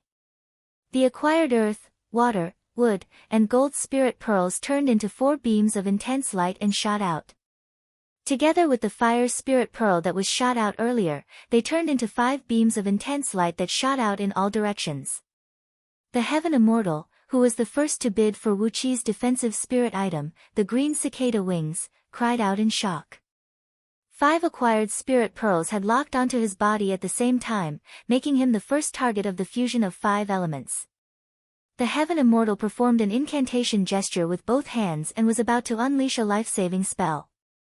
But, the 5 acquired spirit pearls did not give him any chance to do so. Like a mighty thunderbolt, they smashed viciously onto his body, shattering his defensive immortal item and turning his body into countless pieces of flesh and blood. A golden immortal soul soared up into the sky, about to flee. Wu Qi gave a cold snort and made a grabbing gesture with his left hand. A huge hand shrouded in dark smoke and dark fiend flame appeared out of nowhere, grabbing the immortal soul. Wu Qi laughed hideously. A large sheet of dark fiend gleam rose from the palm formed from a thread of his nascent divinity mixed with a great amount of inferno hell fiend energy, forcibly refining the immortal soul into numerous soul crystals. To Wu Qi's surprise, the soul crystals concocted with the soul-seizing technique found in the Inferno Hell Fiend scripture contained a much stronger soul energy than those concocted with the divine flame of order, and they also contained a part of the great Tao of heaven and earth comprehended by that heaven immortal. Wu Qi laughed delightedly and said, "It is indeed a good technique. He, how many energy stones is this soul crystal worth?" With a fiend gleam flashing in his eyes, Wu Qi snorted ferociously at the remaining heaven immortals. The heaven immortals saw Wu Qi was protected by the earth element dragon scale shield, which several dozens of immortal swords and items could not break through his defense, and the mighty power of the jade bone's soul-searching flag, which nearly knocked them to the ground with just a wave. He also had the spirit-restricting rope, sword of greedy wolf, and many other powerful magical treasures. On top of that, his cultivation base was extremely strange. Although he was only a peak-stage nascent soul cultivator, he actually had the power to fight against a heaven immortal. Who would dare to provoke such a strange character? Who would be willing to do so? With a loud cry, the heaven immortals staggered and fled for their lives. When the jade bone's soul-searching flag was waved with all its might, not only were their immortal item spirits shaken, even their own immortal souls were badly shaken. If not because Wu Qi had focused most of his power on those heaven immortals who had fled far away, these heaven immortals would have been captured alive by Wu Qi. Seeing that they were about to flee, Wu Qi grinned hideously, quickly fished out a few spirit pills to replenish his energy, and swallowed them. When his energy was slightly restored, he raised the jade bone soul-searching flag and waved it with all his might. The earth element dragon scale shield produced a shrill whistling noise as 36,000 golden scales shot out along with ear-splitting whistling noises. Each of the fleeing heaven immortals was hit by several thousand golden scales. With a tremendous force, the countless golden scales smashed onto the bodies of those heaven immortals, causing them to tremble violently and lose their footing, making it impossible for them to maintain a stable path of escape. All the offensive magical treasures carried by Wu Qi had been unleashed. Apart from a few powerful items that he could not use, all the other magical treasures, whether they were spirit items or immortal items, transformed into colorful beams and shot out. Miserable howls rang out from all directions. One after another, these heaven immortals had their defensive immortal energy broken, and their immortal energies sealed by the spirit-restricting rope. Then, they were dragged back in a sorry state by Wu Qi. The rules of Qing Su Immortal Pass. When these fleeing heaven immortals were brought back, Wu Qi gave them a round of brutal stomps on their faces. As long as your fist is big and tough enough, you can do whatever you want in Qing Su Immortal Pass, am I right? Am I right? Ah. You are all heaven immortals with strong cultivation bases, so you can do whatever you want. Am I right? Brutally, he ripped off all the storage rings, bracelets, and belts from these heaven immortals. 2 female heaven immortals even had a pair of extremely rare anklets of storage.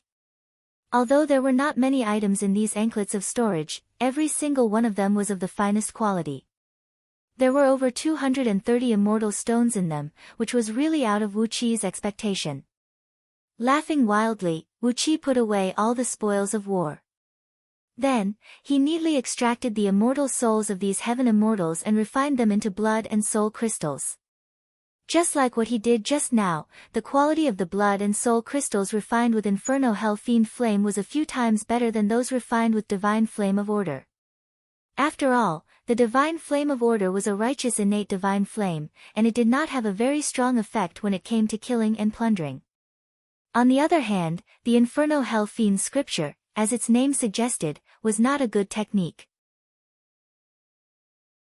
It was very easy to kill people and seize their energy essence and soul, and it was the job of the Inferno Hell Fiend scripture. After ransacking all the heaven immortals who were taken into the spirit breeding ring just now, he chose the one with the highest cultivation base and possessed him with a celestial fiend puppet. After robbing his memories, Wu Qi refined all the heaven immortals into blood and soul crystals. Among the storage magical treasures of these heaven immortals, Wu Qi found the maps of over 300 provinces of Deyu dynasty, some of which were marked with various symbols, such as what kind of special products could be found in each province, and which officials were easier to get along with. Wu Qi could not help but feel overjoyed. If he were to collect all the maps of over 300 provinces by himself, how much effort would it take? The immortals and cultivators in Qing Su Immortal Square came from all over the place. It seemed like Qing Su Immortal Pass only covered over 300 provinces. He tidied up all the items and shoved them into the Black Dragon Spirit Ring, then let it devour all the storage magical treasures, expanding its storage space once again. The Black Dragon item spirit happily revealed his true form on the ring, sticking out his tongue at Wu Qi complacently, then flew back into the ring and began to digest today's harvest comfortably. Wu Qi laughed hideously, throwing his head back and saying, "So, this is the rule of Qing Su Immortal Pass. The one with the biggest fist is the boss." The erect eye on his forehead opened, shooting out several hundred thunderbolts that turned several hundred lofty mountains around Qing Su Immortal Square into ashes. Wu Qi threw his head back and cried out sternly, "Now, listen up, everyone in Qing Su Immortal Square. I've killed Feng Qingya and several dozens of heaven immortals, so I don't mind killing a few more. If you want to live, hand over all your money and belongings." Ha ha ha. Laughing wildly, Wu Qi exercised the heavenly law's embodiment divine ability of the heavenly dragon transformation, growing his body to 100 feet tall. Two streams of white smoke sprayed out of his nostrils as he extended both hands and grabbed towards Qing Su Immortal Square, which stretched for nearly 100 miles. A deafening rumble rang out as all the roof tiles of several tens of thousands of houses and buildings in Qing Su Immortal Square were lifted up into the sky, while some houses that were not as sturdy were directly lifted up into the sky, revealing countless cultivators and mortals who were dumbstruck. When Wu Qi exercised the Jade Bone's soul-searching flag just now, he had carefully avoided any impact on the ground. Therefore, apart from some unlucky fellows, the rest of the people in Qing Su Immortal Square were safe and sound. They were just stunned by Wu Qi's massacre just now. The surrounding lofty mountains were destroyed, and the rocks and dust from the collapsed mountains were slowly falling from the sky. Only when the rocks and dust hit the heads of those cultivators and mortals did they wake up. Countless cultivators and mortals dropped to their knees and bowed deeply to Wu Qi before Qi. Please spare our lives, Master Immortal. We are willing to offer you all our belongings, as long as you spare our lives, Immortal Master. Wu Qi grinned coldly. All the shops in Qing Su Immortal Pass were backed by some immortal sect or formidable immortals. Since the rule of Qing Su Immortal Pass was based on violence, Wu Qi did not mind giving them an eye for an eye and a tooth for a tooth. Since you like robbing, I'll let you taste the feeling of being robbed together. With a cold snort, Wu Qi spread his divine will in all directions, enveloping the entire Qing Su Immortal Pass. He shouted coldly, since that's the case, quickly hand over all your good stuff. Quick, quick, quick. Whoever dares to be negligent will be struck by my heavenly thunder. The erect eye on his forehead opened and shot out another lightning bolt. This time, Wu Qi blew a tower in the center of Qing Su Immortal Square to pieces. Countless sword beams soared into the sky from all directions of the immortal market, as the shopkeepers of various shops walked toward Wu Qi with their hands full of storage treasures, their faces ashen and trembling. Reverently, they presented the storage treasures to Wu Qi, then quickly left on their flying swords. Enveloped by Wu Qi's divine will, he knew every movement of all these people. Therefore, he was not afraid that these people would try to hide some treasures for themselves. He looted everything in the immortal square to his heart's content, and his wealth was increasing at a frightening rate. All of a sudden, a beam of Buddhist light came flying over from a far distance. Merciful Buddha. Amitabha.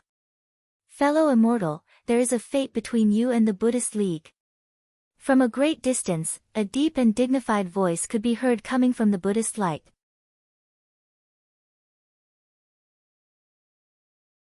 Chapter 456. Very quickly, the golden Buddhist light rushed before Wu Qi. A sandalwood aroma wafted into his face, soothing and calming his mind. The aroma was simple and elegant, yet it did not disperse. It was as warm as a clear spring in the woods, and it made one feel a slight coolness from head to toe. It was a sandalwood of the finest grade, refined by the Dharma. Amidst the golden light, a monk, standing 12 feet tall and with fair skin, was seen putting his palms together and bowing to Wu Qi with a smile. He was wearing a yellow kasaya, a pair of boots made of tiny pearls, and a Buddhist crown inlaid with jade on his head. Next to the monk stood a pair of young boys and girls, whose skin was as fair as snow, as if they were made from flour. Their hair was tied into tiny braids, and they were staring at Wu Qi with their big, round eyes. Merciful Buddha. Excellent, excellent. The monk glanced at the mountainous pile of storage treasures before Wu Qi with his big, watery eyes, then bowed and said smilingly, Fellow Taoist, there is a fate between you and the Buddha. I'm Arhat Bao Sheng, a disciple of the 3 lotus thrones and 6 arms demon subduing great Bodhisattva, a disciple of the great solar will glorious Buddha of the great solar heavenly mirror. The moment I saw you, fellow Taoist, I knew that there is a fate between you and the Buddha. In this life, fellow Taoist will belong to the Buddha. Another fate between him and the Buddha. Wu Qi felt a wave of annoyance in his heart. He smiled bitterly, pointed at the storage treasures, and said mockingly, Monk, I'll give you half of these treasures, and I'll no longer have any fate with the Buddha. What do you say? Arhat Bao Sheng chuckled, then laughed almost instinctively and said, Of course. But, right after he said that, he immediately realized that something was wrong. Under Wu Qi's mocking gaze, the monk's fair and clean face did not even blush. Instead, he smiled pleasantly and said, "Fellow Taoist, why are you teasing me? There is a fate between you and the Buddha.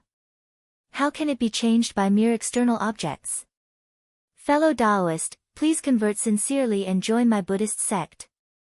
Then you'll be able to enjoy boundless scenery and boundless happiness. Wouldn't it be better than struggling bitterly in the mortal world?" After a brief moment of silence, under Arhat Baosheng's widened gaze, Wu Qi slowly put away all the storage treasures in front of him. Smilingly, he turned to Arhat Baosheng and asked, "May I ask, how many Buddhas are there in Buddhism League? You keep saying that Buddha is merciful, but how many Buddhas do you worship?" An Arhat was equivalent to a heaven immortal, a Bodhisattva was equivalent to a golden immortal, and a Buddha was equivalent to a primordial immortal. In all the heavenly realms, the number of famous and top-notch primordial immortals could be counted with 2 hands. Wu Qi was very curious about how many Buddhas and experts of the realm of primordial immortals there were in the Buddhist League. Arhat Baosheng smiled faintly and continued to spout nonsense without pausing. Buddhism League is vast and full of profound mysteries. There are billions of heavenly realms in the universe, and each of them is guarded by a Buddha. This is the reason why there is a saying in the 4 billion heavens in the universe, the face of Buddha can be seen in all the heavens. Wu Qi stared coldly at Arhat Baosheng. This was a monk who talked nonsense. Wu Qi laughed mockingly and said, 4 billion heavenly realms? There are so many heavenly realms. And each heavenly realm is guarded by a Buddha. Doesn't that mean there are 4 billion primordial immortals in the Buddhist League? Monk, you really know how to spout nonsense. Putting on a straight face, Arhat Baosheng said solemnly, "I'm not spouting nonsense. I'm afraid fellow Taoist has never left Panga continent in your life, so you have no idea about the magnificent scenery of Buddhism League in outer heavenly realms. There are 4 billion heavenly realms, and each of them is guarded by a Buddha. If fellow Taoist follows me to the great solar heavenly mirror, you can ask any Buddhist disciple, and you will get the same answer." Wu Qi shook his head and did not want to waste any more time on the monk. Every heavenly realm was guarded by a Buddha. At least, in the over 10,000 heavenly realms under Yuhua heavenly realm, he had never heard of a single Buddha. And in the region controlled by Yuhua heavenly realm, there was not even a single Bodhisattva. However, he heard that there were 3 to 5 Arhat realm Buddhist cultivators. Arhat Baosheng's words could not be trusted. With a cold snort, Wu Qi put away the last storage bracelet, then turned to the cultivators in Qing Su Immortal Square and snapped, "That's enough. I won't go too far today, and I won't really rob you of everything you have. Remember, in the future, the world is a vast place, and there are countless capable and extraordinary cultivators. It is not a place where you can do whatever you want." With a flick of his sleeve, without giving Arhat Baosheng another look, Wu Qi spun and flew towards the great hall where he registered his identity and received his identity certificate. There was only one voice-transmitting formation in Qing Su Immortal Pass that could communicate with outer heavenly realms in real time, and it was located in that great hall. It was built by the officials of Yu Dynasty, and was specially used by immortals, cultivators, and sects from outer heavenly realms to send messages. Of course, the cost of using the voice-transmitting formation was very high, as it consumed the energy of several hundred upper-grade energy stones for just the time it took to finish a pot of tea. On the other hand, the officials had always charged around 1,000 upper-grade energy stones, which was a profiteering method. However, the cost of creating a voice-transmitting formation that could communicate with outer heavenly realms in real time was enormous, and the core of the formation required a dark-tuned divine stone, which was thousands of times more precious than spatial breaching spirit gold. Ordinary immortal sects could not afford to create such a thing, so no matter how high the fee was, they could not do anything about it. Wu Qi left on a cloud without giving Arhat Baosheng another look. Arhat Baosheng's face darkened as he cried out furiously, "Don't you think you are being too rude, fellow Taoist?" With a move of his right arm, Arhat Baosheng's arm suddenly grew to about 2 miles long. Like a flexible rubber snake, it shrouded a large sheet of golden light as it grabbed towards Wu Qi's shoulder. Specks of golden light shot out of Arhat Baosheng's fingers, while swastikas could be vaguely seen on his fingertips. The palm strike carried a force of over 10 million kilograms, and together with Arhat Baosheng's restrictive divine ability, it was more than enough to imprison an ordinary heaven immortal. But Wu Qi was not an ordinary heaven immortal. With a shake of his body, he began to teleport within a small area. Every time he teleported, he would only move a distance of 30 to 50 feet. Then, a series of ear-piercing whistles kept ringing out, and the space within 1,000 feet was filled with Wu Qi's flashing and blinking. Arhat Baosheng grabbed 3 times in a row, but failed to touch Wu Qi's body. He could not help but fly into a rage. He roared, "You're going too far. Fellow Taoist, since you don't know what's good for you, don't blame me for being merciless and wiping out your evil fiend league." Taking a deep breath, Arhat Baosheng suddenly roared like a lion, "How dare you rob Qing Su Immortal Pass? Do you still have any respect for your fellow Taoists and the Yu dynasty?" After putting the blame on Wu Qi, Arhat Baosheng glared at him. A green cloud rose from the top of his head, from which came 3 fist-sized relics, rolling and wheeling above him. Beneath each relic was a lotus throne that was emitting a large sheet of green light, resonating with the boundless glow emanating from the relic. As soon as the relic appeared, a golden flame burst out from Arhat Baosheng's body. Surrounded by the Buddhist light, he looked like the legendary Vajra who could subdue all evil. His imposing manner made countless cultivators and mortals below him not dare to raise their heads, and they all dropped to their knees and bowed their heads deeply. With a wave of his right hand, a Vajra wheel appeared in his palm, shrouded in a crimson flame. With a loud cry, the monk was about to throw the wheel out. Right when the monk was about to strike, Wu Qi spun and lazily crooked his finger at the monk and said, "Monk, we are fated to meet today. I'm going to rob the Great Hall of Qing Su Immortal Pass, and rob them of all the energy stones they have accumulated over the years. If you are interested, then come with me. If not, then forget it." Arhat Baosheng stopped abruptly, and the Buddhist light shrouding him vanished as well, revealing his dignified and solemn face, which was devoid of any evil aura. He took a deep breath, put his palms together, and said in a deep voice, "Amitabha. Fellow Taoist. Aren't you afraid that the officials of Yu dynasty will investigate this matter?" Wu Qi breathed out a long sigh, spread his arms lazily, and said with a wry smile, "I've killed Feng Qingya. And killed over 30 heaven immortals."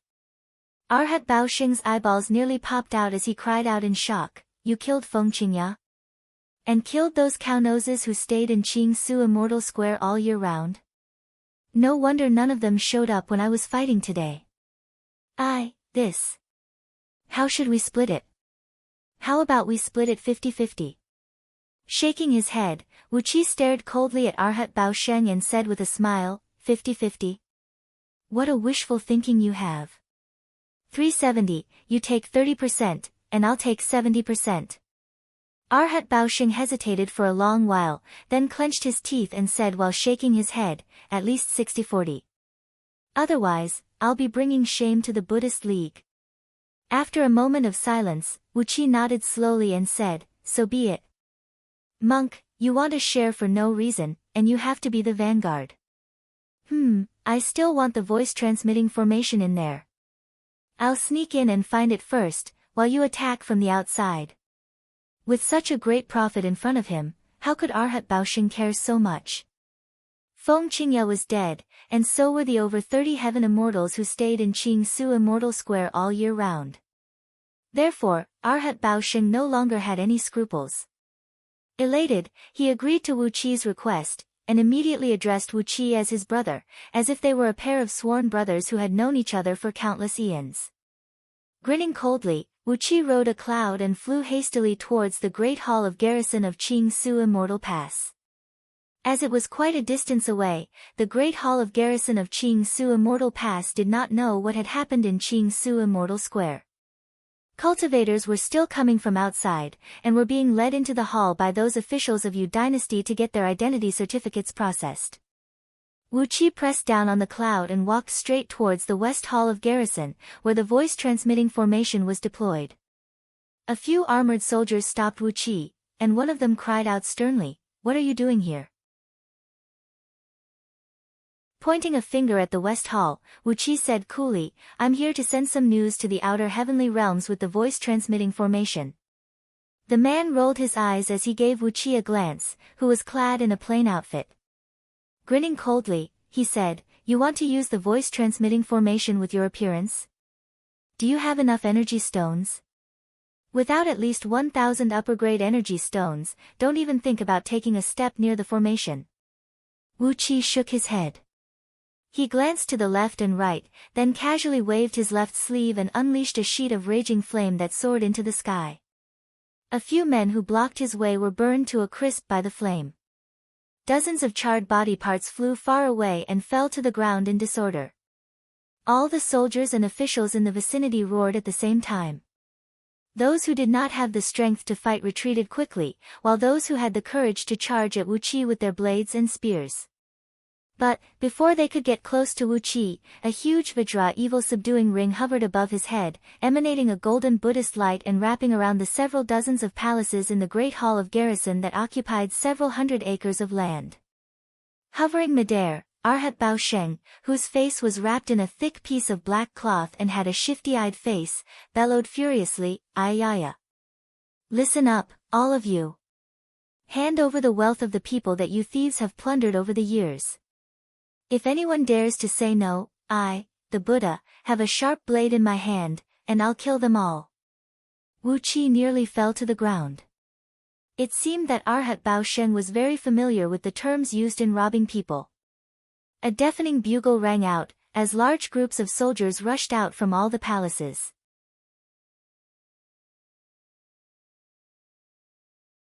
Chapter 457. While Arhat Bao Sheng was fighting a fierce battle outside, Wu Qi was too lazy to pay any attention to him. His cultivation base was at least 33rd tier heaven immortal. Facing these human soldiers who had lost their commander, even if there were several tens of thousands of soldiers guarding this place, they would not be able to hurt even a single hair of Arhat Bao Sheng.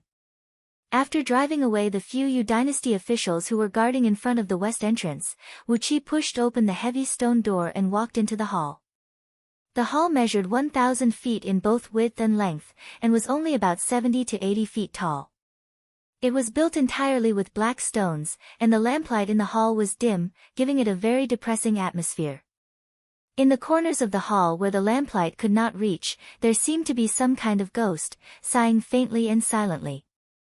There were 24 stone pillars in the hall, each as thick as two people holding their arms around it.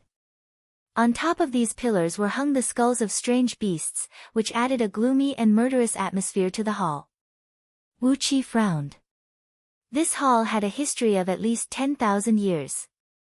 It was dimly lit all year round, and very few people came here. That was why it had accumulated such a strong yin energy. Presumably, the general who guarded this place had the intention to maintain such a situation. In such an environment, even a heaven immortal would feel depressed when he came here, and he could take the opportunity to ask for a few more energy stones, which was more or less an extra profit. Wu Qi smiled as he saw through the purpose of the grand hall's layout, then came straight to the center of the hall. Four white jade pillars, each as thick as a water tank, stood towering in the center of the hall. They were about 50 feet apart from each other, forming a square space. Nearly 1,000 upper-grade energy stones were inlaid on the jade pillars, and golden runes were densely arranged on them. Wu Qi scanned through these golden runes with his divine will. Each rune was smelted using a few rare and precious materials, and had an excellent effect of guiding energy and resisting the pressure of space. Four prismatic crystals were hovering in the air in the center of the jade pillars. They were pale green in color, glinting faintly and brightly, illuminating the small space. In the center of the four crystals was a strange stone, about the size of a human head. It seemed colorless, but if one were to look closely, it seemed to contain countless colorful lights and shadows, and vaguely, strange noises could be heard coming out from it. Profound sound divine stone. Wu Qi smiled. This piece of dark music god stone was worth tens of thousands of celestial stones. This type of dark tune divine stone was extremely rare. Even in the scroll of stealing, there were only 13 extremely dangerous places that could produce dark tune divine stone. It was fine if it was just dangerous. Naturally, there were powerful beings who could easily enter those dangerous places to mine the mystic sound divine stone. The problem was that the mystic sound divine stone required extremely harsh conditions and an extremely long period of time to be nurtured by the power of heaven and earth. This was something that not even the most powerful beings could pull up seedlings to help them grow. The so-called market value of tens of thousands of immortal stones was only the so-called market price. On the other hand, which power that truly obtained a piece of profound sound divine stone would be willing to exchange it for immortal stones? It was best to have such a strategic resource in hand. After carefully examining the complicated array map drawn on the floor of the Great Hall, Wu Qi exercised his mystic eyes of universe.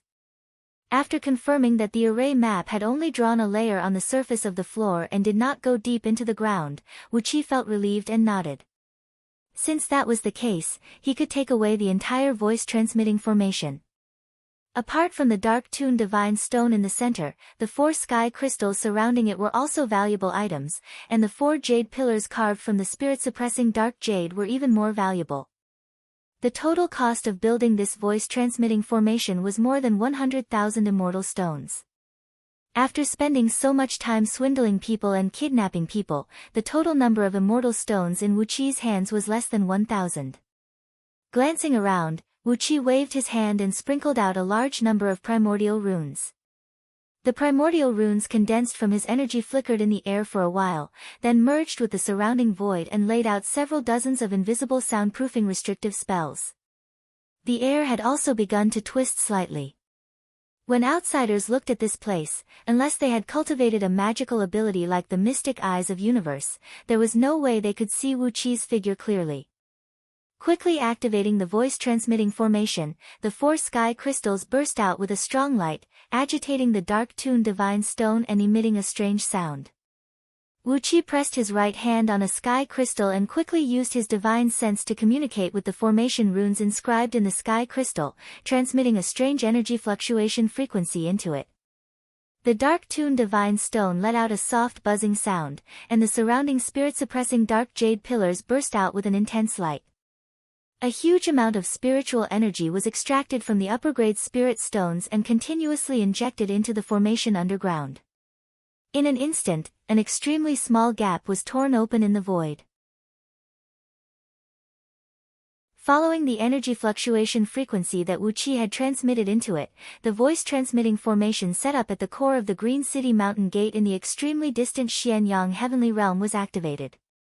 A white mist rose from the voice-transmitting formation, and a hazy figure of a white-bearded Taoist appeared in the white mist.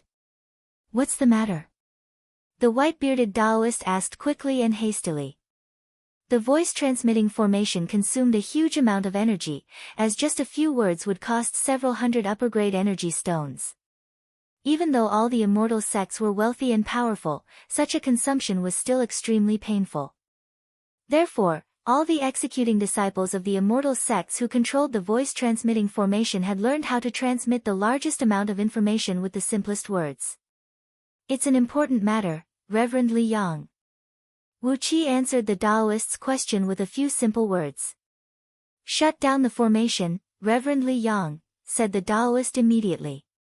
The voice-transmitting formation dimmed abruptly, and a crisp explosion was heard coming from the spirit-suppressing dark jade pillars behind him. During the short exchange between Wu Qi and the white-bearded Taoist, an upper-grade energy stone had completely depleted all its energy and exploded. Wu Qi could not help but twitch his lips. Sure enough, the voice-transmitting formation was a huge consumer of energy stones. How could ordinary small clans afford it? It was no wonder that Yuanhua sect did not deploy a voice-transmitting formation like this. They simply did not have the capital to use such a luxurious item. Of course, Yuanhua sect did not have the capital to build a voice-transmitting formation either. About 10 breaths of time later, the voice-transmitting formation lit up once again, and a middle-aged Taoist appeared amidst the white mist above it. The Taoist had an elegant and handsome appearance, and when Wuqi laid his eyes on him, he actually had a misconception that he was the most gorgeous man among all the beauties. The Taoist was simply too good-looking. Not only did he have the face of a handsome man, each of his eyebrows, each strand of his hair, every frown and every smile, were perfect. There was nothing that one could find fault with. Even the wisp of beard on his chin did not make him look old, but added a sense of grace and steadiness to him. As for the wisp of beard, Wuqi gave it a quick glance. Every single strand of beard was dark and shiny, without any blemish. Junior Greed offers greeting, Senior. Wuqi cupped his fist and bowed deeply to Reverend Li Yang. What is it? Tell me quickly. Reverend Li Yang put on a straight face and did not waste his breath on Wuqi, but asked him the reason for activating the voice-transmitting formation. Wuqi beckoned to the side. A celestial fiend puppet transformed into Shu Yi and came before the voice-transmitting formation. Reverend Li Yang opened his eyes slightly as he nodded and said, "Ah, Shu Yi. What is it? Tell me quickly." Strange, why didn't you bring the voice-transmitting formation to Panga continent? This magic formation of yours is rented from Yu dynasty, isn't it? Shu Yi cupped his fist and bowed deeply, then told Reverend Li Yang the whole story with the quickest speed and the simplest words. Reverend Li Yang was overjoyed when he heard that. He was too lazy to pay attention to the personal struggle between Taoist Yunzong and Taoist Yunzong, and asked excitedly, if that is the case, an area 1 million miles around in He City could become a mansion of Green City? It is not a possibility, Wuqi answered respectfully. It has already become a mansion of Green City. As long as I, together with Reverend Sanlu, announce it to the people around in He City, we will be able to make Green City occupy an area 1 million miles around in He City in a reasonable manner, and claim the entire Enlu County. Wuqi paused for a brief moment, then smiled bitterly and said, the only trouble is. Reverend Li Yang waved his hand in a heroic manner, then laughed and said, isn't the only trouble Patriarch Xian Yi of Dark Palace? There's no need to be greedy with them. I'll now invite the few elders to Panga continent to attend the opening ceremony of Green City Mansion. If Patriarch Xian Yi has something to say, let him come to me. After a brief moment of pondering, Reverend Li Yang said seriously, of course, before we arrive, you have to be very careful. Do not let that Junior Muji plot against you. There is a great difference between immortals and fiends, and Huiming Heavenly Realm is very far away from Xianyang Heavenly Realm. If you are harmed, even Green City will not be able to ask for justice from Dark Palace. If that is the case, He City will not be fated with Green City. Wuqi and Chi Shu Yi cupped their fists and bowed respectfully. Taoist greed. Reverend Li Yang said happily. You've done well, very well. Since you admire Green City so much, when I go to He City, I'll take you as my personal disciple. Your contribution is worthy of such a reward. Wuqi cupped his fists and bowed deeply once again. Taoist Li Yang roared with laughter, then turned off the voice-transmitting formation. It was his last 3 laughs that depleted the energy of 2 upper-grade energy stones, causing them to explode and shatter into pieces. As soon as the formation was turned off, Wuqi stretched out his hand and unleashed several dozens of restrictive spells, sealing the entire formation. After that, he twisted his body, and 3 celestial fiend puppets rushed out from his body. Together with Shu Yi, they stood around the formation, thrusting their hands into the ground. With a light snort, they pulled out the ground 100 feet in circumference. A beam of black light shot out from the black dragon's spirit ring and shone onto the voice-transmitting formation. Then, Wuqi placed the entire formation into it. After a few loud laughs, Wuqi retracted all the celestial fiend puppets and rushed out of West Hall. Corpses were strewn everywhere outside the hall. At least 10,000 soldiers were killed on the spot. Huge cracks and holes could be seen everywhere on the ground. Arhat Baosheng was laughing as he received a large storage bracelet from a few black-clothed officials. His face fell when he saw Wu Qi rushing towards him. Without hesitation, he grabbed the storage bracelet and spun, preparing to leave.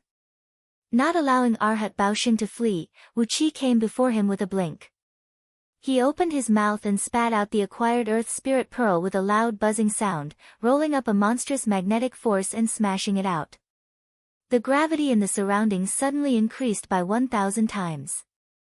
Arhat Baosheng's body turned stiff, and his flying speed suddenly became no different than an ordinary human walking. With his face turning pale, Arhat Baosheng forced a smile and handed the bracelet over to Wu Qi. "Fellow Taoist, this is.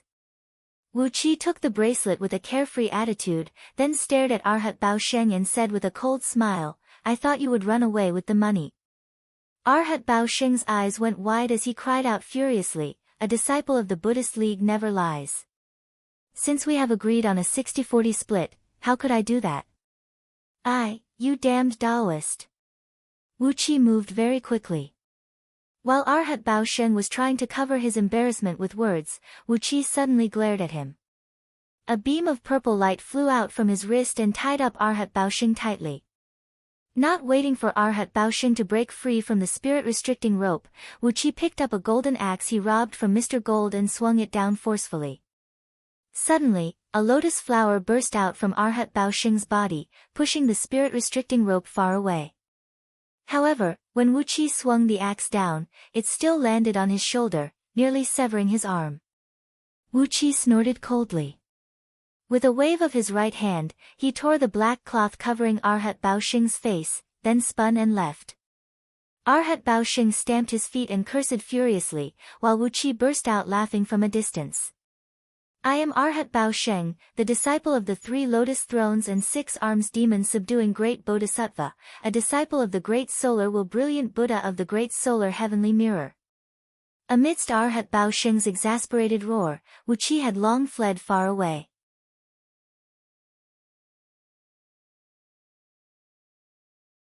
Chapter 458. After tricking Arhat Baosheng before leaving, Wu Qi was laughing all the way. As for whether Arhat Baosheng would kill him or flee after hearing the news, it was none of his business. As Wu Qi had shouted with all his strength, all the several million people inside and outside of Qingsu Immortal Pass had heard him. How could Arhat Baosheng kill so many people in Qingsu Immortal Pass? After laughing all the way, Wu Qi opened the storage bracelet and gave it a glance with his divine will. What he saw made Wu Qi's heart twitch violently. The general who guarded Qingsu Immortal Pass was so fat. There was a huge pile of immortal stones in the bracelet, and none of them were below middle-grade energy stones. Instead, they were all upper-grade and supreme-grade energy stones. In total, there were more than 500,000 upper-grade energy stones. Since Feng Qingya was the overseer of Qingsu Immortal Pass, all those who came and went would have a layer of skin flayed. On top of that, he took a commission from Qingsu Immortal Square, collected taxes, and received the gifts from others, so these energy stones were really not a lot. As Qingsu Immortal Pass was a huge place, all the cultivators from the surrounding 300 provinces would come here to trade. How huge would the annual trade volume be? It was a pity that the energy stones in Qingsu Immortal Pass's storehouse had to be submitted to Yu Dynasty's national treasury every 3 years. Otherwise, Wu Qi's harvest would be even greater. He took a deep breath. The amount of energy stones and immortal stones in the bracelet was nearly 10 times more than Wu Qi's entire wealth. For a moment, Wu Qi felt that he should go to the other few immortal passes and immortal squares established by Yu Dynasty to test the waters. If it was convenient for him, he really wanted to rob all of them. Smacking his lips, he shoved all the energy stones and immortal stones, as well as other precious items that piled up like a mountain into the black dragon spirit ring. After that, Wu Qi let the ring devour the storage bracelet as well, completely destroying all the evidence. With a sway of his body, his Taoist robe, undergarments, boots, socks, and even the hair band on his head were ripped to shreds. The black dragon spirit ring spat out a brand new moon-white Taoist robe, a pair of white deerskin boots, and a towering crown inlaid with gold and jade on his head.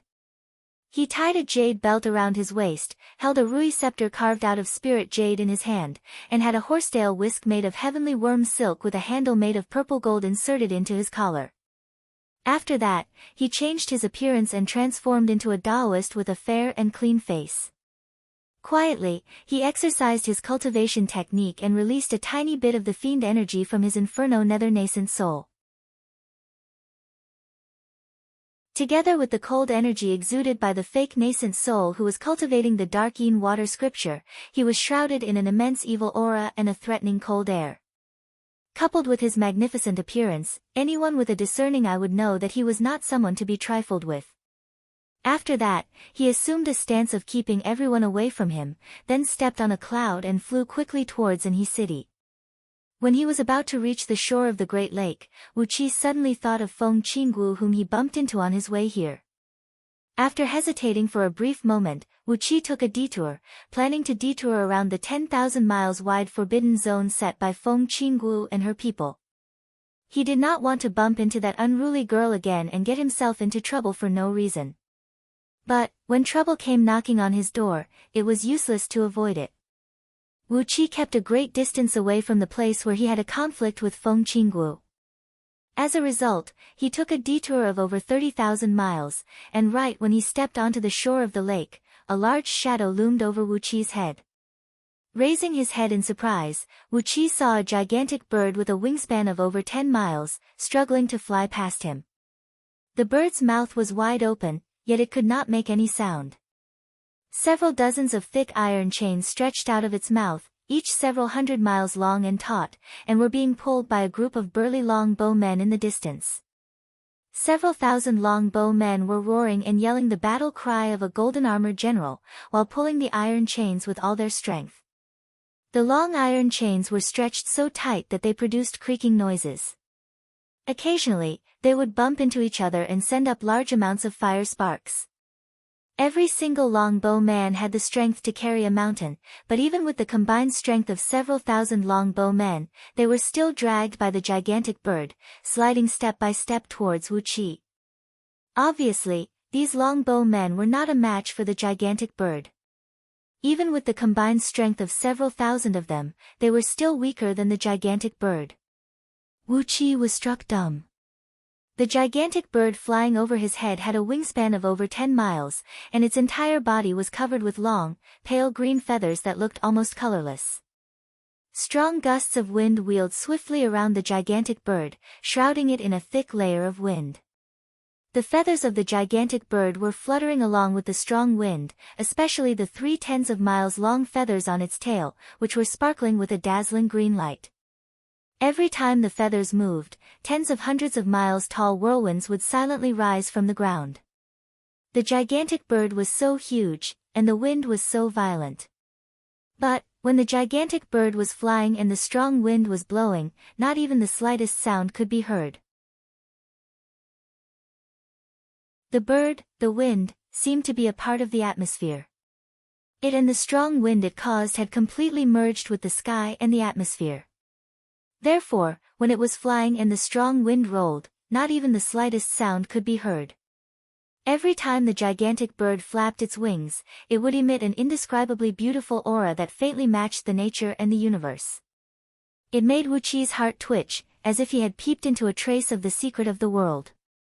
This was the legendary divine bird, the gale. According to the legends, this kind of bird spent its entire life flying in the sky, and would never land on the ground unless it was dead. They flew proudly in the sky millions of miles above the ground, hunting flood dragons flying in the sky as their food. The supreme experts of the gale could even hunt and kill heavenly dragons, and even feed on true dragons. Obviously, the gale flying over Wu Qi's head was just a rookie who had just reached adulthood. Its overall strength was only equal to an ordinary heaven immortal, and it was struggling by relying on the innate divine ability of controlling the wind, as well as the innate divine strength of the Gale clan. If it were an experienced adult Gale, it would have the power to wipe out several thousand longbow men in an instant. Only a rookie who had just reached adulthood would be tempted by the aroma of roasted flood dragons and great pythons placed on the surface of the ocean, and would excitedly soar down from the safe sky millions of miles above the ground, devour several dozens of roasted flood dragons and great pythons in one gulp, and have their throats hooked by special iron hooks, plunging them into such an embarrassing situation. However, according to the arrangement Wu Qi saw when he came here, these iron chains were nailed to the reef with iron stakes. But now, they had turned into a gale, dragging several thousand longbow men in a desperate struggle. Apparently, the gale had been struggling for a long time, and the iron stakes had been broken by it. While Wu Qi was absent-mindedly sizing up the gale which contained an endless power, Feng Qingwu's hoarse and furious roar was suddenly heard coming from behind. "Daoist, stop this beast, and I'll reward you handsomely. As long as you cooperate with us and capture this gale alive, Prefecture Overseer will definitely reward you with endless benefits." Wu Qi turned to look over his shoulder, and saw Feng Qingwu riding a Pegasus in a sorry state, leading nearly 1,000 cavalrymen and running wildly towards him. Her armor was torn and tattered, exposing large patches of snow-white skin in many places, and some had deep wounds that kept oozing out blood. Her left arm hung loosely at her side, and judging from the way it was swaying, it must have been broken at the shoulder. The cavalrymen behind Feng Qingwu were in an even worse state. Many of them were missing noses and eyes, and their bodies were covered in blood. They looked as miserable as one could imagine. At first glance, this group of cavalrymen was exactly what Wu Qi described as a defeated army. Perhaps it was because Wu Qi did not follow Feng Qingwu's order to stop the gale immediately. Feng Qingwu's face twisted ferociously as she cried out, "You bastard! Do you want to die, you Daoist? Quickly stop the gale, or else I'll cut you into 1,000 pieces and wipe out your entire sect." This line again. Wu Qi shook his head. Who exactly was the one who had spoiled this woman to be so arrogant?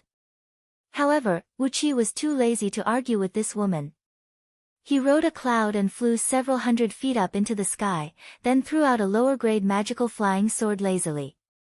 A 3-foot-long sword beam that was neither white nor grayish flew out in a crooked manner towards the gale's buttocks. But, when the sword beam was still 3 to 5 miles away from the gale, it was blown away by a strong gust of wind. Amidst the strong gust, countless wind blades twisted and turned the flying sword Wu Qi threw out into a dozen pieces of scrap metal, falling to the ground. Biting his own lip, Wu Qi cried out, "What a powerful bird!" Then, he opened his mouth and coughed out a mouthful of blood. Wu Qi retracted the cloud and fell to the ground, trembling and unable to get up for a long time. All Wu Qi wanted to do was to put on an act and fool Feng Qingwu. He did not want to be involved in this mess. He did not have any friendship with the gale, and he had a grudge with Feng Qingwu. So, he just wanted to stay out of it. Therefore, he fell to the ground, crying and wailing, holding his buttocks and twisting his body like a wounded caterpillar. Feng Qingwu rode up to him. Staring fixedly at the gale, she did not even look at Wu Qi as she scolded in a low voice, "Useless trash." With a loud shout, Feng Qingwu pulled out a javelin from a leather quiver hanging next to the saddle, then casually threw it towards Wu Qi's chest. Wu Qi was struck dumb. Why did this woman want to kill him? At least, he had shot out a flying sword just now, which had helped her a little in terms of face. But, how could she kill him just like that?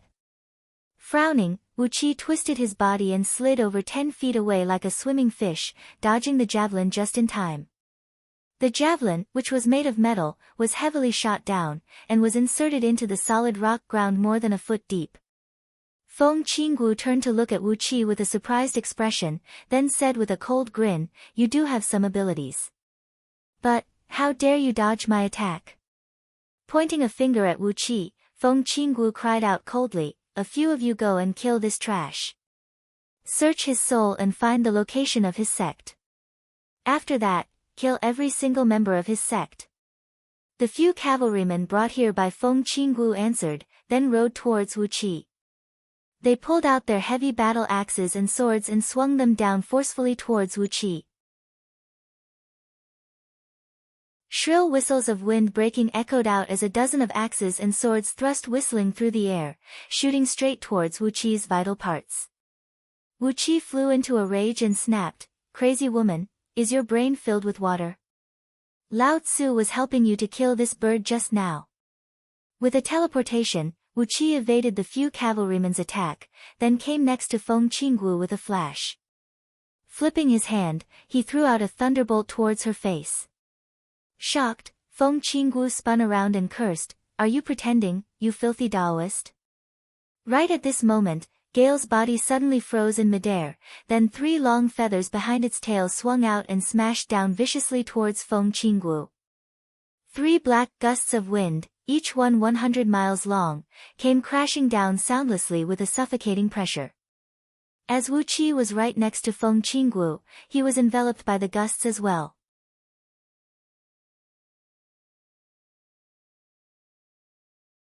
Chapter 459. When the chain was broken, the gale swallowed a few times happily, then swallowed the iron hook in its mouth, along with a section of the chain. Drops of blood trickled out from the corner of its mouth. Its mouth and throat were cut by the iron hook, and now that it had swallowed the hook, the wound was exposed, and the blood was oozing out. The gale gave Wu Qi a deep look, then threw its head back and let out a joyful cry. After that, it flapped its wings and produced a strong gust of wind. Within an area of 1,000 miles in circumference, a whirlwind of black dragons emerged from the ground and shot straight up into the sky. The bodies of nearly 1,000 men disintegrated in midair, and everything in their bodies turned into wind and air. As the tail feathers of the gale shook slightly, the air sprayed in all directions. Their bodies, their armors and robes, their weapons and ornaments, everything was eroded by the strong wind, turning into invisible gusts that swirled wildly in the sky. The tiger-fang spear was 16 feet long, as thick as a bowl, and its tiger-shaped spearhead was 3 feet and 6 inches long. It brought up a strong gust of wind, roaring like a ferocious tiger as it pierced through the air with a large sheet of golden gleam. When the tip of the spear was still 70 to 80 feet away from Wu Qi, the spear intent had already ripped Wu Qi's Taoist robe, exposing a large patch of skin and flesh. The black dragon's eyes lit up slightly. He gave Wu Qi a glance, then the corner of his huge mouth curved up into a bizarre smile. 9 tinkling noises rang out, followed by a deep, muffled ring of a bronze bell. A dark cloud drifted over from the north in a seemingly slow and light manner. On top of the cloud was a heaven dragon, about 8 miles long, with the cultivation base of a 28th tier heaven immortal. Between the 2 dragon horns on the head of the black dragon was a heavy, ancient-looking, square-shaped hall built with huge black stones. 18 black stone pillars were erected at the entrance of the hall. The tops of these pillars were sunken and filled with kerosene, and the pale green flame rose several tens of feet high, casting a dark green hue on the black dragon's body. The strong wind stirred up by the 3 tail feathers of the gale dissipated, and Feng Qinggu, who was suppressed by the gale and could not move, rose to her feet with a pale face, then dropped to her knees and kowtowed respectfully to the north. One after another, the longbow men who were yelling and pulling the iron chains dropped to their knees, respectfully touching their foreheads to the ground. Wu Qi threw his head back and laughed, "Go, go, don't stay on the ground. A divine beast like you should soar above the 9th heaven. Why do you have to be so greedy? Go back and let your old man spank your butt. Ha ha ha, quickly run away." Wu Qi used the wind to fly lightly in the air and was about to escape on his sword light. He laughed wildly at Feng Qinggu, who was struggling bitterly in the storm, and said, "Woman, don't think that everyone under the heaven will do as you please. Who do you really think you are?" At this moment, Feng Qinggu had transformed from an awe-inspiring general into a pug that wagged its tail and begged for its master's love. Wu Qi glanced at the black dragon. This big fellow could tell that Wu Qi had cultivated the dragon transformation script. Any living beings who possessed the bloodline of dragons and cultivated the dragon transformation script would emanate an aura that only pure-blooded dragons could sense.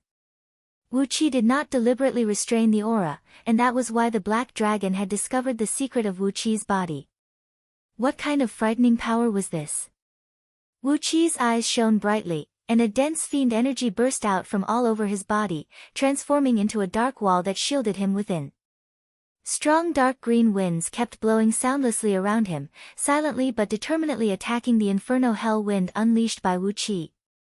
However, the fiend energy contained a more brutal, corrosive and devouring power than the wind. The wind was gradually melted away, while the fiend energy began to struggle after devouring the wind. "Young master, why did you come here in person?" Feng Qingwu's voice had turned sweet, as if there was a piece of royal jelly in her throat. The sweetness gave Wu Qi goosebumps, and the flattering, and servile tone in her voice was full of flattery, and servility. Wu Qi had a feeling that she only lacked a tail. As long as she had a tail, she would definitely try her best to wave it like a fan. Feng Qingwu's body was trembling slightly. She raised her head and gave Wu Qi a flattering smile. At that moment, Wu Qi even thought he was hallucinating. He had met Feng Qingwu twice, and both times, she was so arrogant, cold, and insufferably arrogant. How could she have such a flattering smile on her face? Shivering, Feng Qingwu pressed her forehead against the ground and said with a stammering voice, It's almost done. But this puffy-haired Taoist interrupted. He cut the chain and let Galewind escape. 3 of Galewind's tail feathers smashed down, and Feng Qingwu's face turned pale instantly. With great difficulty, Feng Qingwu raised her head, and when she saw that Wu Qi could actually remain unscathed after being struck by Galewind, and was not killed by it, she could not help but cry out in joy, "That puffy-haired Taoist! Quickly capture this Galewind, and I'll reward you handsomely. Gold, silver, jewelry, beautiful girls, as long as you want it, there's nothing I can't give you." Those Longbow people were trembling, and none of them dared to raise their heads. The young man turned his head slightly and stared coldly at Wu Qi. He gave Wu Qi a once-over, then suddenly laughed mockingly and said, "Feng Qingwu, are you trying to shirk your responsibility? How could a mere peak-stage nascent soul cultivator break the dragon fishing hook, which is forged with 10 types of wicked metals and quenched with dragon blood? How could a little Taoist like him own an immortal item? How could he control an immortal item? Do you think I'm an idiot?" 3 drumbeats later, a total of 360 huge bone talismans, each measuring 1,000 feet in length and 80 feet in width and pieced together using some unknown white bone armor, rose from all directions.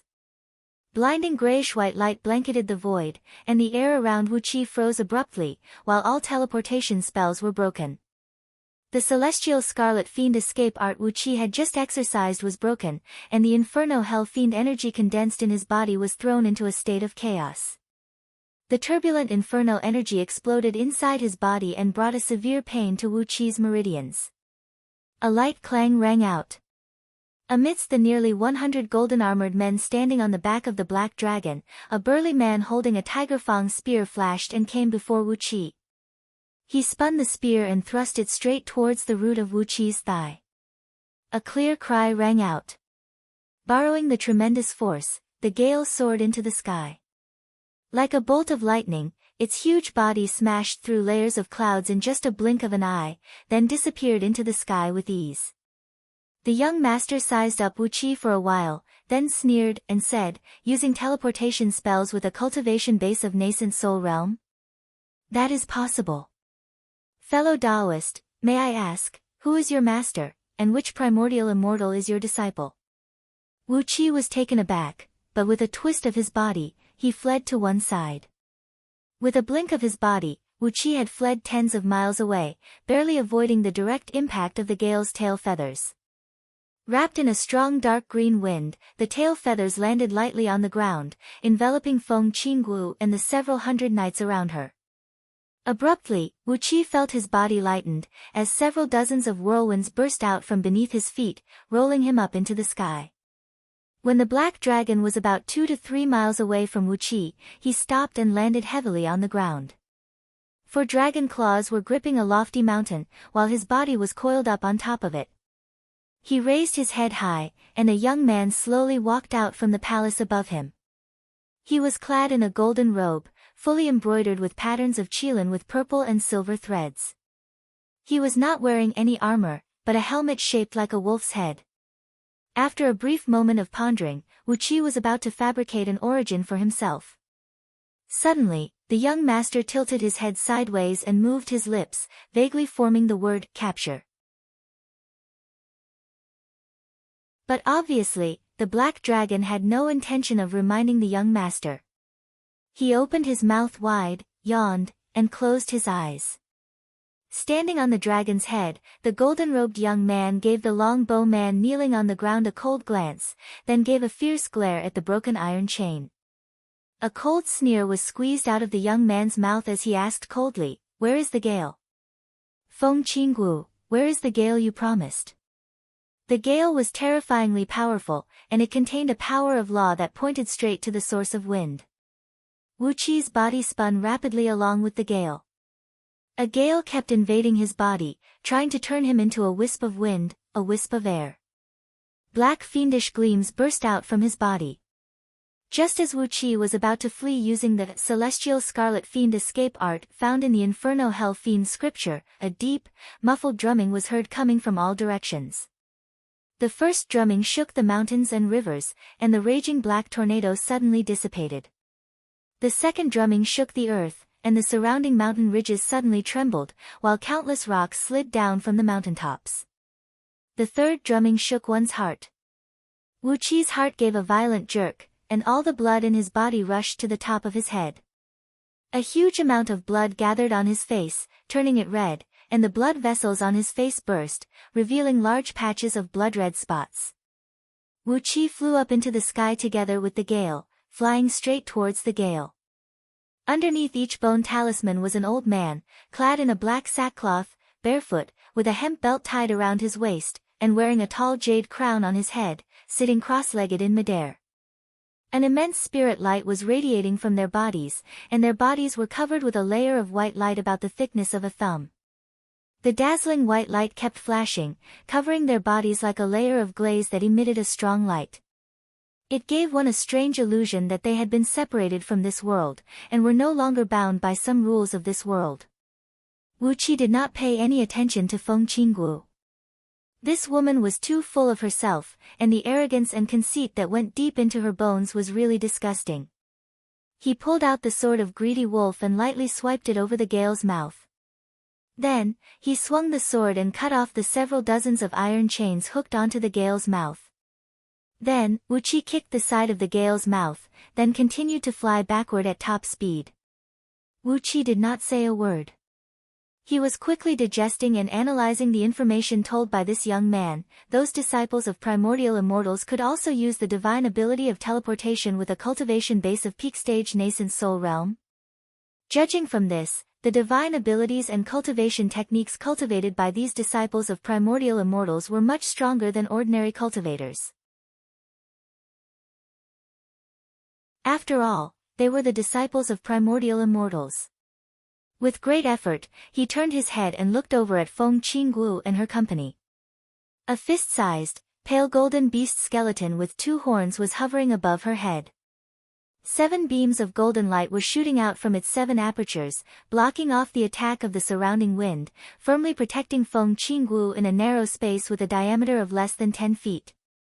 The nearly 1,000 knights brought here by Feng Qinggu did not have such a powerful treasure to protect themselves.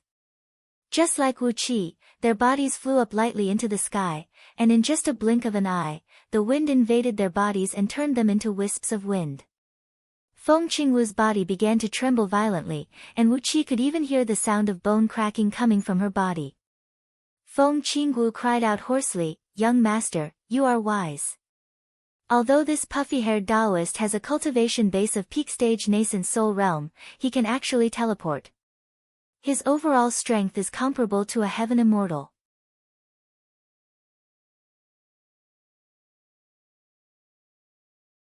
Chapter 460.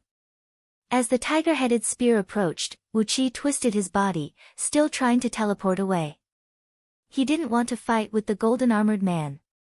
However, the surrounding air suddenly trembled, and the magic power he gathered was shattered. Wu Qi's body swayed, and he nearly suffered an internal injury from the backlash of the subspace. The 360 huge bone talismans in the surroundings shone with a dazzling white light, intertwining with each other and locking down the entire void within a radius of 100 miles. With Wu Qi's current cultivation base, it was impossible for him to shatter the seal of the bone talismans. Not good. This is going to be fun. A cold gleam flickered in Wu Qi's eyes as he pulled out the flaming magpie sword, gripped the hilt with a backhand grip, and slashed at the Tiger Fang spear. The golden-armored man didn't use any divine abilities or spells, but only the divine power of his fleshly body.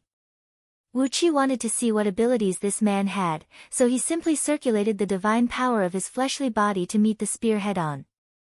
A loud clang rang out. Wu Qi's wrist shook violently, and his fingers could no longer hold the flaming magpie sword. The immortal sword was knocked several thousand feet away, leaving a red trail of light in the air. However, the immortal sword had its own spirit. When Wu Qi loosened his grip, the sword was knocked away. After flying several thousand feet away, it automatically transformed into a stream of flame and shot back into Wu Qi's palm. Wu Qi's body was thrown backward by a tremendous force like a leaf blown by a violent gust of wind. He lost his footing and was knocked back tens of miles in a row. Only then did he barely manage to perform an incantation gesture to stabilize his body. His fingers were cramping, and bursts of pain and numbness came from his fingertips to his wrist. The strike just now had nearly shattered all of Wu Qi's finger bones and meridians.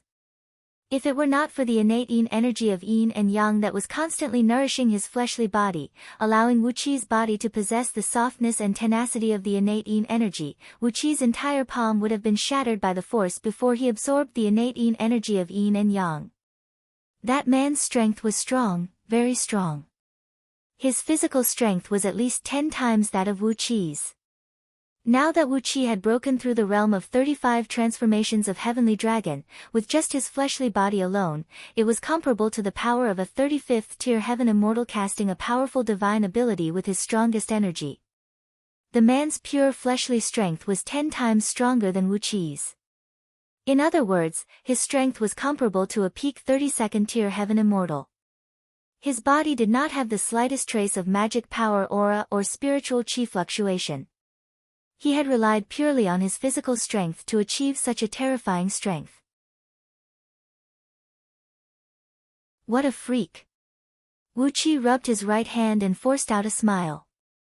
Holding the Tiger Fang spear in his hand, the burly man bent his legs slightly, stared coldly at Wu Qi, and said with a cold grin, "Not bad. You can withstand 10% of my attack. Among those weak cultivators, you are an anomaly." Taking a deep breath, the burly man said coldly, "The cultivation of fleshly body cultivation is widely spread among cultivators. But, how can you, the immortal cultivators, endure the pain of tempering your fleshly body?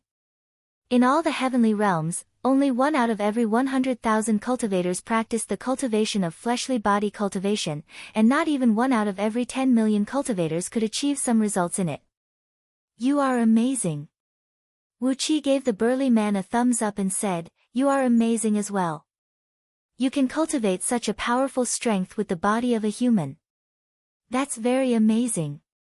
The burly man shook his head mockingly and said coolly, "Do you think you're praising me? Instead, I think you're humiliating me. Don't look down on us mortals. The supreme experts of the human race are strong enough to fight against primordial immortals. I'm 35 years old this year, and I only have this little cultivation base. So, what does that mean to me?" Wu Qi's scalp went numb. This burly man was only 35 years old. How could he possess such a frightening strength just by tempering his fleshly body? How was he any different from a monster? Cultivators breathed in and out the natural energy, studied the mysteries of heaven and earth, tempered their nascent divinity and soul, worked hard for 1,000 years, and finally became heaven immortals. After that, it would take 100,000 years of hard work for each tier they advanced. Only then could they possess the miraculous power of toppling mountains and overturning seas. A 35-year-old human could possess such a frightening strength with just his fleshly body alone. He was definitely a monster. Judging from his words, it seemed he was not satisfied with his own cultivation base. In other words, there were people among the human race who were younger than him, but stronger than him. Otherwise, why would he say that Wu Qi's praise was a humiliation to him?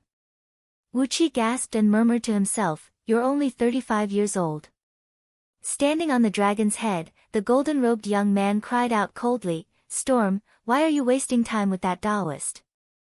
Just break his limbs and capture him alive. He should pay the price for ruining my plan.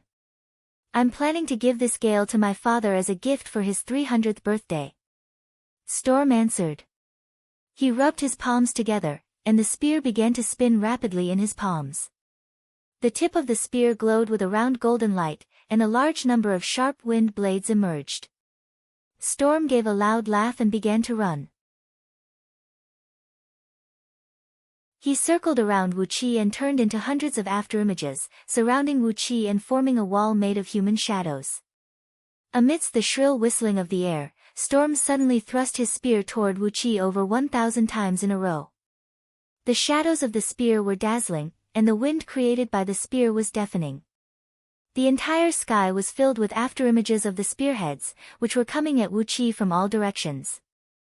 Wu Qi felt a chill run down his spine. He exercised the mystic eyes of universe with all his strength, and the countless afterimages of the spear gradually revealed their true forms. Only 1,080 cold beams remained in their original form, piercing towards Wu Qi's limbs from all directions. With a shake of his wrist, the earth element dragon's scale shield issued a deep, muffled cry. 1,080 golden dragon scales shot whistling out and blocked the cold beams. A loud clang rang out. The golden dragon scales were knocked away, but the afterimages of Storm's spear disappeared at the same time. Storm cried out in surprise. All of a sudden, a rapid swishing noise was heard. He was surprised that Wu Qi could actually see through his secret spear technique. Without any hesitation, he thrust his spear straight towards Wu Qi's heart. The golden-robed young man laughed. Shaking his head, he said, "Storm, you're a rough fellow. Fine, you're dead now." Before his words could fade away, a white beam of light shot out from the top of Wu Qi's head. Wu Qi gripped the jade bone's soul-searching flag tightly and waved it. A shrill whistle towered into the sky. Storm, who was holding the golden spear, felt his body go limp and fell to his knees weakly. His 3 spiritual souls and 7 physical souls gushed out from his 7 apertures, then were absorbed into the jade bone's soul-searching flag. With a backhand grip, Wu Qi smashed the flag forcefully, shattering Storm's head and causing his spiritual ocean to fall heavily to the ground. When Storm's body was shattered, it was not the usual sound of bones breaking and flesh breaking, but a crystal cracking sound. This man's body had been tempered to an unimaginable degree. Red blood sprayed out from Storm's body. Looking at Storm's blood that reeked of blood, Wu Qi's first reaction was, "It's a pity that I didn't bring gold horn and silver horn with me." Otherwise, with such an enormous life force contained in Storm's body, their overall strength could be improved tremendously. Storm's fleshly body was ridiculously strong, but his soul was only slightly stronger than that of an ordinary mortal. Before he could take into account the fact that Wu Qi possessed the Jade Bone's soul-searching flag, an extraordinary treasure that specialized in attacking souls and nascent divinity, a mighty warrior like him was killed by Wu Qi with just one strike. Blood suddenly returned to Feng Qingwu's face. She gave Storm's dead body a deep look, and a faint smile emerged on her face. Storm's tragic death proved that Wu Qi's overall strength was very strong, and the stronger Wu Qi was, the lesser her responsibility would be. If Wu Qi could kill a few more captains who were as strong as Storm, Feng Qingwu's responsibility would be close to zero. Seeing that Storm was killed by Wu Qi with just one strike, the golden-robed young man's body trembled slightly, and he bellowed furiously, "Kill him!" 12 golden-armored men rushed out from the dragon's back at the same time. They fished out palm-sized bone talismans from their waists and were about to crush them to release the restrictive spells in them to protect their souls. But, how could Wu Qi allow them to activate the bone talismans? With a heavy swing of the jade bone's soul-searching flag, Wu Qi bit the tip of his tongue and sprayed a mouthful of blood onto it. A shrill ghost howl towered into the sky, and a large sheet of dark clouds rushed out of the flag, spreading across tens of miles in just a blink of an eye. Before the 12 golden-armored men could activate the bone talismans, their bodies turned stiff at the same time. Their souls were sucked into the flag, and their bodies fell heavily to the ground. The flaming magpie sword thrust out whistling through the air, slicing them into 24 pieces. When the flaming magpie sword tore through their bodies, a crisp sound of metal clashing could be heard. The fleshly bodies of these 12 golden-armored men were so strong that they did not seem to be human. Another 12 experts had fallen. Feng Qingwu's complexion had completely returned to normal, and she even breathed out a sigh of relief. On the other hand, the golden-robed young man's face turned livid. He opened his mouth and felt a strong taste of blood in his throat. He nearly coughed out a mouthful of blood. He shouted hoarsely, "My 72 generals of the minor all heaven! Attack together and tear him into 1,000 pieces. What are you waiting for?" The golden-robed young man roared at the other 59 golden-armored men on the dragon's back, but the last sentence was directed at the black-robed old men sitting cross-legged under the huge bone talismans. Only then did those old men react. They raised their right hands at the same time and recited an incantation. Abruptly, 360 huge bone talismans shone with a bright light. The bodies of the 59 golden-armored men were immediately covered with a layer of grayish-white spirit light, which protected them like a layer of armor. Wu Qi desperately waved the jade bone's soul-searching flag with all his strength. But, shrill ghost howls kept ringing out, and a large number of long bow men were knocked off their feet, while the 59 golden-armored men remained motionless. 3 golden-armored men glided and came before Wu Qi, thrusting 2 spears and 1 blade at the same time towards Wu Qi's vital parts. 1 spear pierced his heart, 1 pierced his throat, and the last hacked forcefully at Wu Qi's neck. A murderous aura that seemed to be able to behead someone with a single slash came assaulting Wu Qi's face. Wu Qi was greatly shocked. He activated the Earth Element Dragon Scale Shield with all his might, sending 36,000 golden dragon scales flying out from Chi-Chi and wheeling around his body. Loud metal clangs could be heard without an end. 59 strong men in golden armors moved in a strange pattern, forming a magic formation that seemed to be ceaselessly striking like a flood. Heavy strikes landed on the golden dragon scale light over and over again. Wu Qi's energy and blood were trembling violently, and his body, together with the golden dragon scales, kept bouncing back and forth in the air like a rubber ball. After several hundred strikes, the Earth Element Dragon Scale Shield nearly disintegrated. Wu Qi gave a muffled snort, and blood was seen trickling out of his 7 apertures. He had suffered some internal injuries. The flaming magpie kept hacking and hacking at the golden-armored men, but the golden armor worn by these men was extremely tough and flexible. No matter how the immortal sword hacked and hacked, it only brought up a large number of sparks. Although the immortal sword managed to break the armor, it did not have enough strength to tear the bodies of these men. In just the time to finish a pot of tea, Wu Qi had suffered a serious internal injury, while the golden-armored men only had some cuts on their skin. Suddenly, Wu Qi coughed out mouthfuls of blood, as his internal organs were cracked. The Earth Element Dragon Scale Shield let out a shrill cry.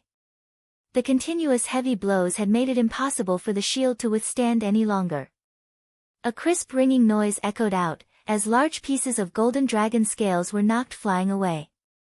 Abruptly, Wu Qi's body was exposed in front of everyone. A spear thrust over like a venomous snake, piercing through Wu Qi's right shoulder from the back.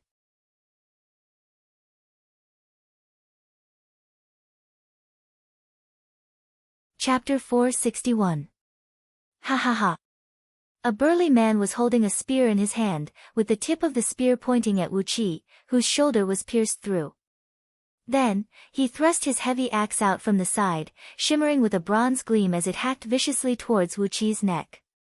The burly man holding the spear cried out, "Brothers, put more strength into your attack. This kid has also cultivated a body cultivation technique, and his fleshly body is extraordinarily tough. Even without the burly man's reminder, the other 72 generals of Minor All Heaven had already judged from the friction produced when the spear tip pierced through Wu Qi's shoulder that Wu Qi's fleshly body was at least 100 times tougher than ordinary cultivators. The golden-armored burly man clenched his teeth and his eyes bulged as he swung the axe down with all his might.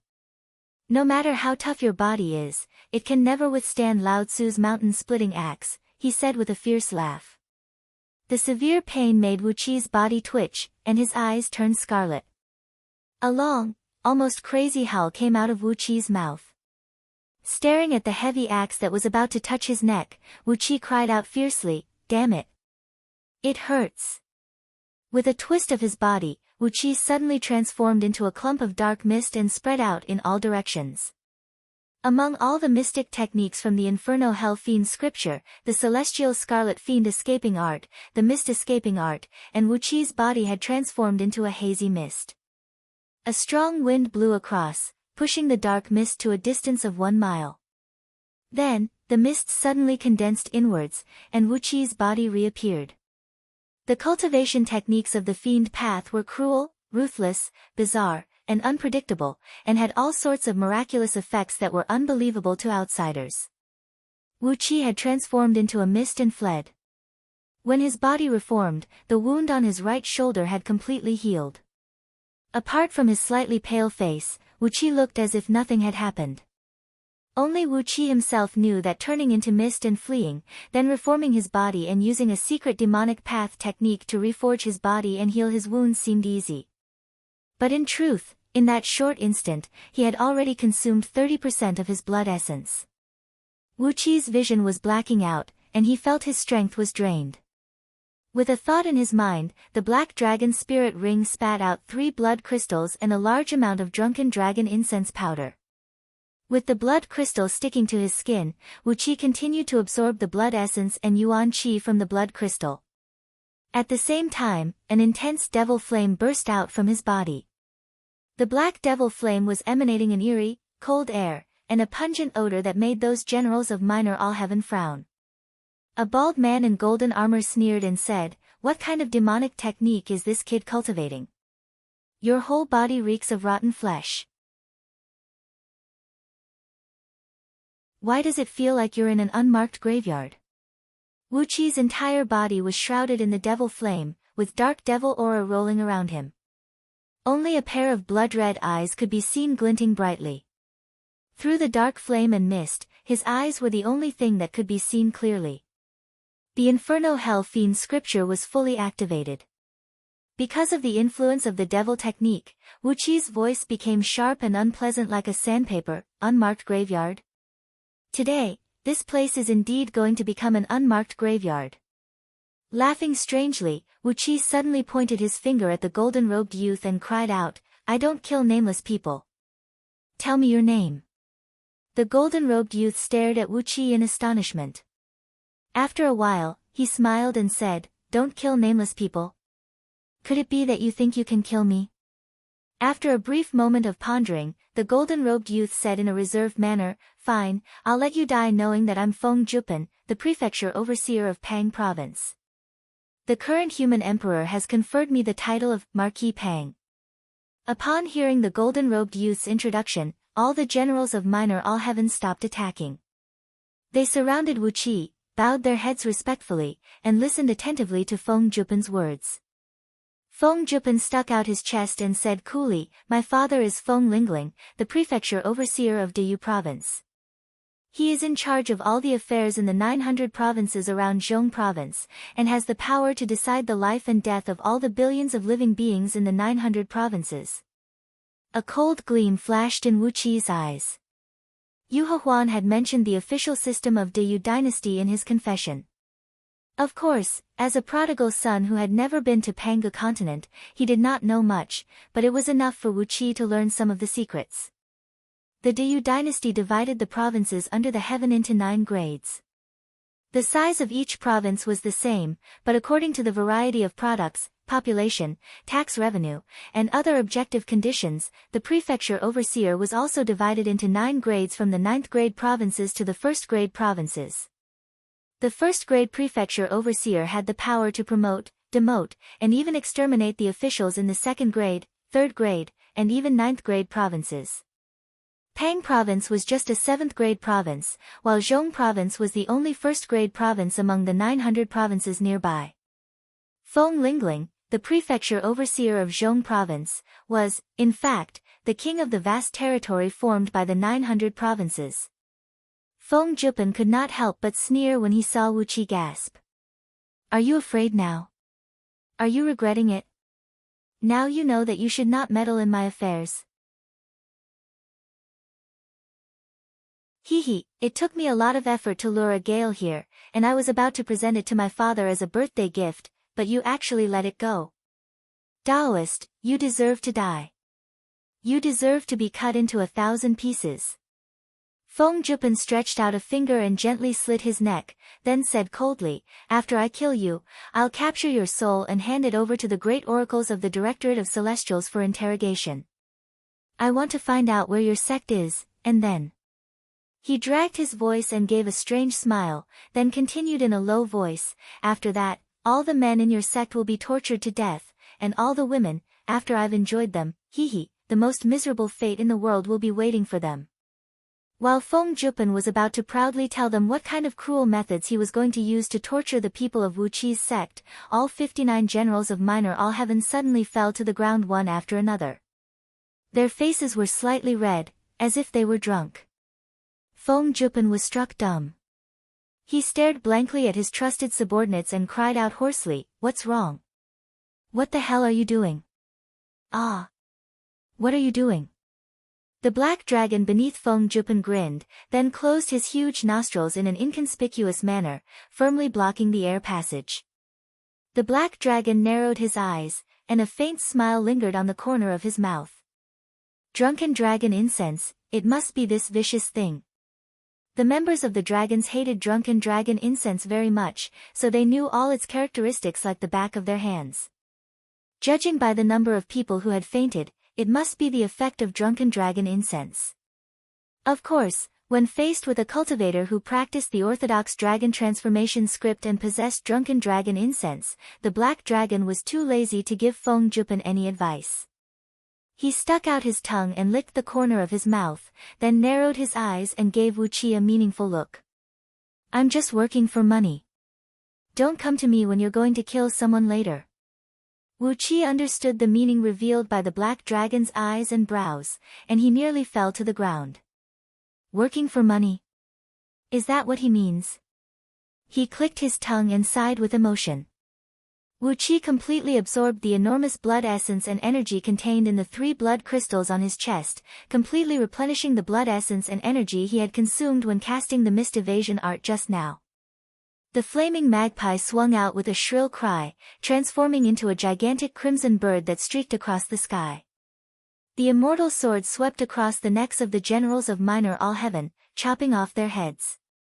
These generals of Minor All Heaven had very strong fleshly bodies, and their blood was extremely abundant. Their heads were chopped off, and their strong hearts pumped the blood. Blood sprayed out from their necks like water sprayed out from a high-pressure faucet, shooting to a distance of several hundred feet away. The blood of these people was extremely abundant, and the blood flowing out from their necks was like a never-ending stream. The volume of blood in their bodies was at least 10 times greater than that of ordinary people. Blood sprayed all over the ground. Wu Qi let out a few strange laughs, then suddenly transformed into a clump of dark mist and fled into the distance at top speed. Just now, he used the fiend flame to burn the drunken dragon incense powder, and in just a few breaths of time, several hundred kilograms of drunken dragon incense had been burned away. The fragrance was masked by the stench of rotting corpses. Unknowingly, the generals of Minor All Heaven had inhaled a great amount of drunken dragon incense, and had fallen to the ground. Drunken dragon incense had a direct effect on a cultivator's soul and nascent divinity. Therefore, when a cultivator's soul was too strong, the incense would lose its effect. Therefore, the strongest drunken dragon incense Wu Qi concocted could only completely anesthetize a 36th tier heaven immortal. As for those heaven immortals above 35th tier, it could only numb their immortal souls and weaken their overall strength. Unfortunately, although the fleshly bodies of the generals of Minor All Heaven were extraordinarily strong, their souls were no different from ordinary people. A small amount of drunken dragon incense was more than enough to knock down any formidable human warrior, let alone when Wu Qi burned several hundred kilograms of drunken dragon incense in one go. Throwing his head back and letting out a wild laugh, Wu Qi suddenly transformed into a dark shadow and sped towards Anhe city. Feng Jupan was waving his arms and legs in exasperation. Pointing at the dumbfounded old men sitting cross-legged under the bone talismans, he cursed in a hoarse voice, "You bunch of useless fools. Are you all fools? Are you fools? You are the oldest oracles in Pang Province's Directorate of Celestials. You are connected to ghosts and deities, and you claim that there is nothing under the heaven that you do not know. Where are your supernatural spells? Where is your infinite magical power? Why can't you even protect my beloved generals?" All the oracles were rendered speechless. When Wu Qi killed Storm and the other 13 generals with the Jade Bone's soul-searching flag, these oracles had instinctively cast spells to defend against soul attacks on the other generals when they rushed out. But, they did not expect that Wu Qi could be so despicable as to use the incense to subdue the enemies. Therefore, they did not cast spells to isolate the poisonous gas and miasma on these generals. As a result, Wu Qi's drunken dragon incense had killed all 59 formidable generals in an instant. Feng Jupan was so angry that he almost coughed blood. While the oracles were still in a daze, they raised their right hands at the same time and performed a finger incantation gesture, pointing at the huge bone talisman hovering over their heads. Immediately, dark clouds began to gather in the sky. Thunderbolts rocked and rocked in the dark clouds, illuminating the dark clouds. All of a sudden, thousands of thunderbolts plunged down from the sky and landed on Wu Qi's body almost at the same time. Accompanied by a jarring cicada cry, the green cicada wings transformed into a large sheet of green mist and rushed out, firmly protecting Wu Qi. However, the power of the thunderbolts was unexpectedly strong. With a shrill cry, the green cicada wings exploded into countless beams of green light that scattered in all directions. The thunderbolts smashed brutally on Wu Qi's body, shattering the dark fiend energy that protected him inch by inch. Then, the thunderbolts struck directly on Wu Qi's body. Half of Wu Qi's body was charred and smoking, while the thunderbolts rushed into his body and wreaked havoc inside. Wu Qi howled in pain. Then, he let out a long cry and rushed straight towards the 3 bone talismans and the 3 oracles of Feng Province's Directorate of Celestials, who were blocking his way. The 3 old oracles raised their hands and performed an incantation gesture at the same time. With a cold gleam flashing in their eyes, they snapped at Wu Qi, "This road is blocked. Get the hell back." An enormous pressure came pressing down on his face like an iron wall. Wu Qi was shocked. Behind him, dozens of old oracles were approaching with the huge bone talismans. Vaguely, they had formed a complicated and bizarre formation in the sky, and were about to continue attacking Wu Qi with a secret spell. If Wu Qi was slightly hindered by the 3 old oracles, he would most likely die here. He opened his mouth and shot out 5 acquired spirit pearls of 5 elements at the same time. Ignoring the fact that he might damage their source, Wu Qi directly detonated all the energy in them. The enormous power that the spirit pearls of 5 elements had accumulated for countless periods exploded in an instant. A strong 5-colored light flashed, and a mushroom cloud rose from the ground. The 3 old oracles and their bone talismans were instantly vaporized amidst the strong light. The 5 acquired spirit pearls of 5 elements flew back into Wu Qi's body with a dim glow, and could no longer move. Suddenly, a huge amount of blood burst out of Wu Qi's body. Using the blood escape art from Scroll of Stealing and the blood escape art from Inferno Hell Fiend scripture, he transformed into a beam of blood light and fled at top speed. But, before he could transform into a beam of blood light, a huge shadow of a skeleton smashed heavily onto his body. A muffled snort rang out as Wu Qi fled and vanished without a trace. All that was left on the spot was blood, which instantly turned into a black, sticky, rotten liquid.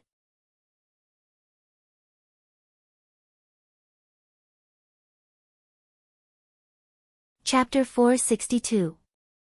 The hazy, skeleton-shaped ghost energy was a restrictive spell cast by several dozens of old oracles at the back. As soon as the ghost energy entered his body, an immense evil energy rushed straight into his heart. The cold air made Wu Qi's entire body feel cold, and nearly paralyzed his entire body.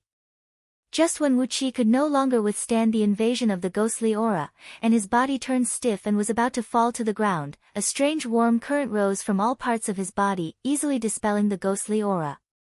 The warm current was very familiar, and it suddenly reminded Wu Qi of that strange bookstore, and the old man who was obviously blind, but was reading a book while shaking his head and praising endlessly.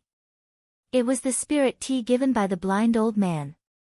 After Wu Qi drank it, the spirit tea dispelled the stagnant aura of death in his body and healed his injuries by 80 to 90%. Today, it was the spirit tea that saved Wu Qi once again. However, Wu Qi could clearly sense that it was the last bit of power left in his body by the spirit tea. After dispelling the ghost energy that nearly froze Wu Qi, the medicinal strength of the spirit tea disappeared completely. I won't be so lucky next time. Wu Qi began to reflect on the gains and losses this time. It was an undeserved disaster. Wu Qi felt that his luck was really bad recently. He was planning to take a detour to avoid Feng Qingguo and her company on his way back, but he did not expect that the gale would bring Feng Qingguo and bump into him, dragging him into this muddy water again. Not to mention Feng Qingguo and the cavalrymen she led, all of them were either killed or wounded by the gale, leaving only Feng Qingguo, who could not pose any threat to Wu Qi. Feng Jupen. Muttering Feng Jupen's name under his breath, Wu Qi clenched his fists tightly and swore in his heart. Although he had killed the 72 generals of Minor All Heaven, and it was Feng Jupen who had suffered a great loss, Wu Qi could not swallow the anger in his heart. The prefecture overseer of Pang province? Wu Qi clenched his teeth. He had to take revenge for the fact that he was almost killed by them. It's just a matter of timing. Wu Qi thought to himself. Feng Jupen's father, Feng Lingling, was the prefecture overseer of Zhong province, a high-ranking and powerful feudal official in the Yu dynasty. If he wanted to take revenge on Feng Jupen, he had to find the right time to kill him with a single strike, and not give him any chance to turn the tables. Or else, he would be killed. But, Wu Qi also thought that perhaps when he was plotting against Feng Jupen, he could also teach Yu Miao a lesson. Yu Miao of Zhong province's left minister, Yu Miao. Wu Qi could still remember the palm of Yu Miao. Of Wu Qi was the palm of a palm. But, the Yu body of overseer of Yu of, left Yu. Of Wu of Qi's spirit immortal Yu. Wu Qi Wu of Qi of Qi of spirit of Qi, of stage, Wu of. The left hand, Wu at Ni, one of however, this blood escape art was too damaging to Wu Qi's blood. After flying for 12 hours in a single breath, Wu Qi was now hundreds of thousands of miles away from where he fought just now. Suddenly, he coughed out a mouthful of blood that looked like clear water and slowly stopped. Quickly, Wu Qi took out a dozen blood crystals and stuffed them into his mouth. After swallowing the blood crystals and slowly digesting them, Wu Qi formed hand seals and quickly absorbed the blood essence and yuan qi to recover his lost energy. Fortunately, he had so many blood crystals transformed from Heaven Immortal's blood essence with him. If it was an ordinary person, after losing more than 70% of their blood essence, it would take them a long time to slowly recover. Dense blood essence and yuan qi gradually spread out. Drops of fresh blood were produced from his bone marrow. His abundant strength was slowly recovering. Wu Qi took in deep breaths, exhaling. His breath was filled with a dense blood-red color. He stood in a remote valley. Every time he inhaled and exhaled, the air within a radius of a mile would fluctuate and spin, forming a small whirlwind. Just when Wu Qi's blood essence was about to recover to its peak state and he was about to stop his surging blood energy, a Buddhist chant was heard. A pure gold Buddhist staff, as thick as a large bowl, struck straight at Wu Qi's back with a muffled roar of a lion. Wu Qi's body trembled, and several defensive spirit artifacts that he had been nurturing inside his body were activated one after another. Along with various colored flames, they rushed out of his body to protect him. These spirit artifacts were given to him by Patriarch Yuan Hua and the other seniors of the sect when he left Green Cliff Planet, and each of them was a rare and exquisite artifact. But, it was clear that the staff was a Buddhist treasure with a quality comparable to an immortal item. A few spirit items were seen rushing and glowing, protecting him.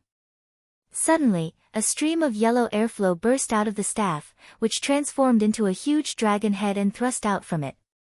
The glowing flames of the few spirit artifacts dimmed abruptly, while their item spirits wailed and wailed. A large sheet of bright light exploded, and the staff pierced through all the spirit artifacts and smashed straight into Wuqi's back. The Earth Element Dragon Scale Shield had just been attacked by 59 generals of Minor All Heaven, and its energy had been greatly depleted, while its item spirit had fallen into a coma. When the staff was less than half an inch away from Wuqi's back, the Earth Element Dragon Scale Shield sensed Wuqi's state of mind suddenly fluctuating violently. Only then did it let out a dragon roar, unleashing a clump of yellow earth energy that wrapped around Wuqi.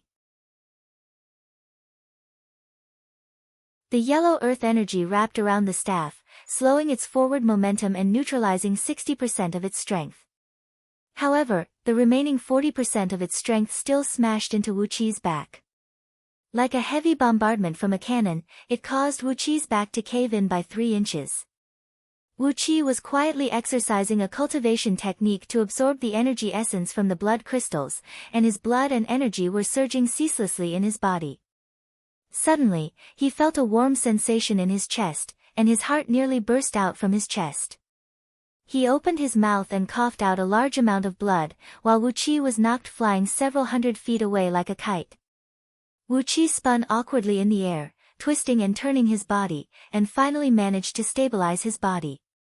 Wuqi staggered a few steps back, then turned to look at the man who sneakily attacked him from behind. He was a monk, standing over 13 feet tall, with a muscular body that looked like it was forged from steel, and his skin took on a strange bronze hue, glinting faintly with a metallic luster. Behind the monk's head was a Buddhist halo with a diameter of 3 feet, and between his brows was a mark of a white crescent moon. He had a dignified appearance, and when he moved, he looked like a lion or a tiger. His upper body was bared, and his lower body was wrapped with a python skin. He looked like an eminent monk who could subdue dragons and tigers, a great benefactor who had committed murder and arson. When he saw Wuqi turning around, the monk held the staff in his left hand and slammed it hard on the ground, then placed his right hand before his chest and greeted Wuqi, "Buddha is merciful, merciful, merciful. Fellow Taoist, you have a tough bone. Since I failed to kill you with this staff, I will have to spend more effort today." Wuqi clenched his teeth and did not answer. Instead, he touched the spot where he was hit by the monk's staff with a backhand. A few vertebrae on the back of his spine were dislocated, and his spinal cord was pressed down, causing his entire body to feel numb. Clenching his teeth, Wuqi reached out his fingers and grabbed onto the few deformed vertebrae, pulling them out forcefully. With a loud crack, the vertebrae were aligned again. Wuqi took a deep breath, and the innate wood element energy that contained an endless life force began to flow rapidly in the injured spot. The injury healed quickly, and the pain gradually faded away. When the injury was almost healed, Wuqi clenched his teeth and stared at the monk as he said angrily, "Monk, there is no enmity between us. Why did you kill me secretly?" The monk chuckled and chanted the name of Buddha, then said with a deep voice, "I'm Arhat Bao Xien. Fellow Taoist, do you find my name familiar? I'm the eldest disciple of the 3 Lotus Thrones 6-armed demon subduing Great Bodhisattva, a disciple of the Great Solar Will Glorious Buddha of the Great Solar Heavenly Mirror. Fellow Taoist, since you have bullied my junior brother, naturally, I have to find you and settle the score with you." Off in the distance, a dozen auspicious clouds rose into the sky from the valley, as the furious Arhat Baosheng brought 16 burly monks and came flying towards Wuqi at top speed on a cloud. Even from afar, Arhat Baosheng cried out sternly, "You've made me suffer a lot. Not only did I not get to eat the lamb, but I've also gotten myself smelly. Arhat Baosheng, how can I repay your great kindness if I don't tear you into 1,000 pieces?" Casting a sideways glance at Arhat Bao Sheng, Wu Qi turned to Arhat Bao Xian and asked, "How did you find me? Don't tell me you've been following me all the way. That's impossible. I think I'm a very careful person, so it's impossible for me to be followed by you without noticing anything."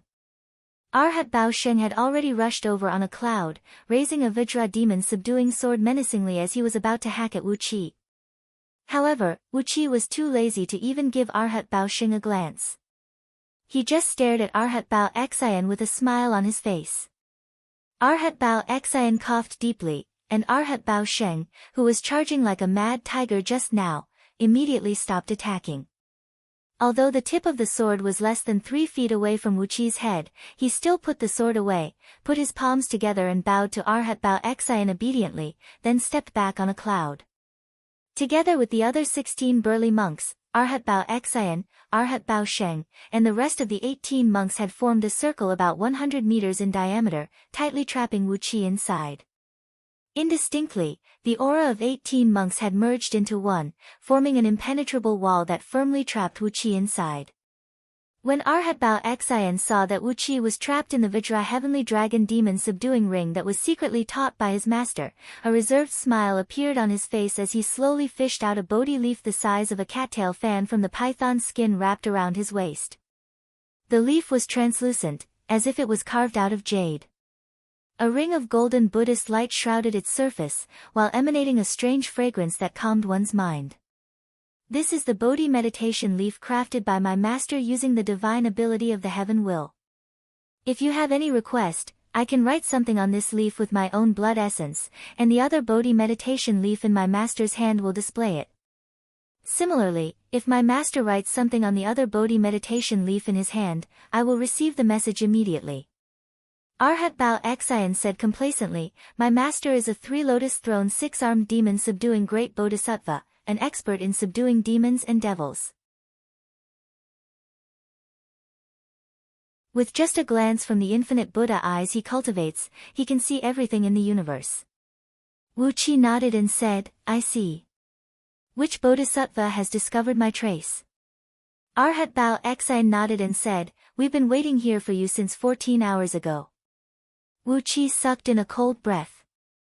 14 hours ago, Wu Qi was fighting desperately with the generals of Minor All Heaven, and he did not know where he would run to, but that bodhisattva had already predicted that he would come here. Wu Qi smiled wryly. He knew very well that it was because the bodhisattva's cultivation base and magic power were much higher than his, and that was why he was able to find traces of him in the vast heavenly mystery, and thus predict his future. Unless Wu Qi could form the innate chaotic Dharma body found in the scroll of stealing and completely separate his aura from the heavenly mystery, those almighty experts would be able to clearly grasp his every move. All he needed was the innate yang energy. All he needed was that thread of innate yang energy. Wu Qi took a deep breath, cupped his fist and bowed to Arhat Bao Xian as he said, "Monk, what are you trying to do by stopping me?" Arhat Bao Xian laughed in a deep voice, then nodded and said, "Fellow Taoist, there is a fate between you and the Buddhist League. Please become my master's disciple." Wu Qi was taken aback. Why was there a fate between him and the Buddhist League? However, Arhat Bao Sheng was very straightforward. He cried out sternly, "Cut the crap. Hand over all the treasures you robbed from Qing Su Immortal Pass, then obediently join the Buddhist League and become a coolie boy. If you do that, we'll spare your life today. Otherwise, you won't be able to die even if you want to." Wu Qi said angrily, "So what if you want to rob me? Do you think there is a fate between me and the Buddhist League?" Roaring furiously, Wu Qi opened his mouth and spat out the sword of greedy wolf. A dark beam shot straight towards Arhat Bao Sheng.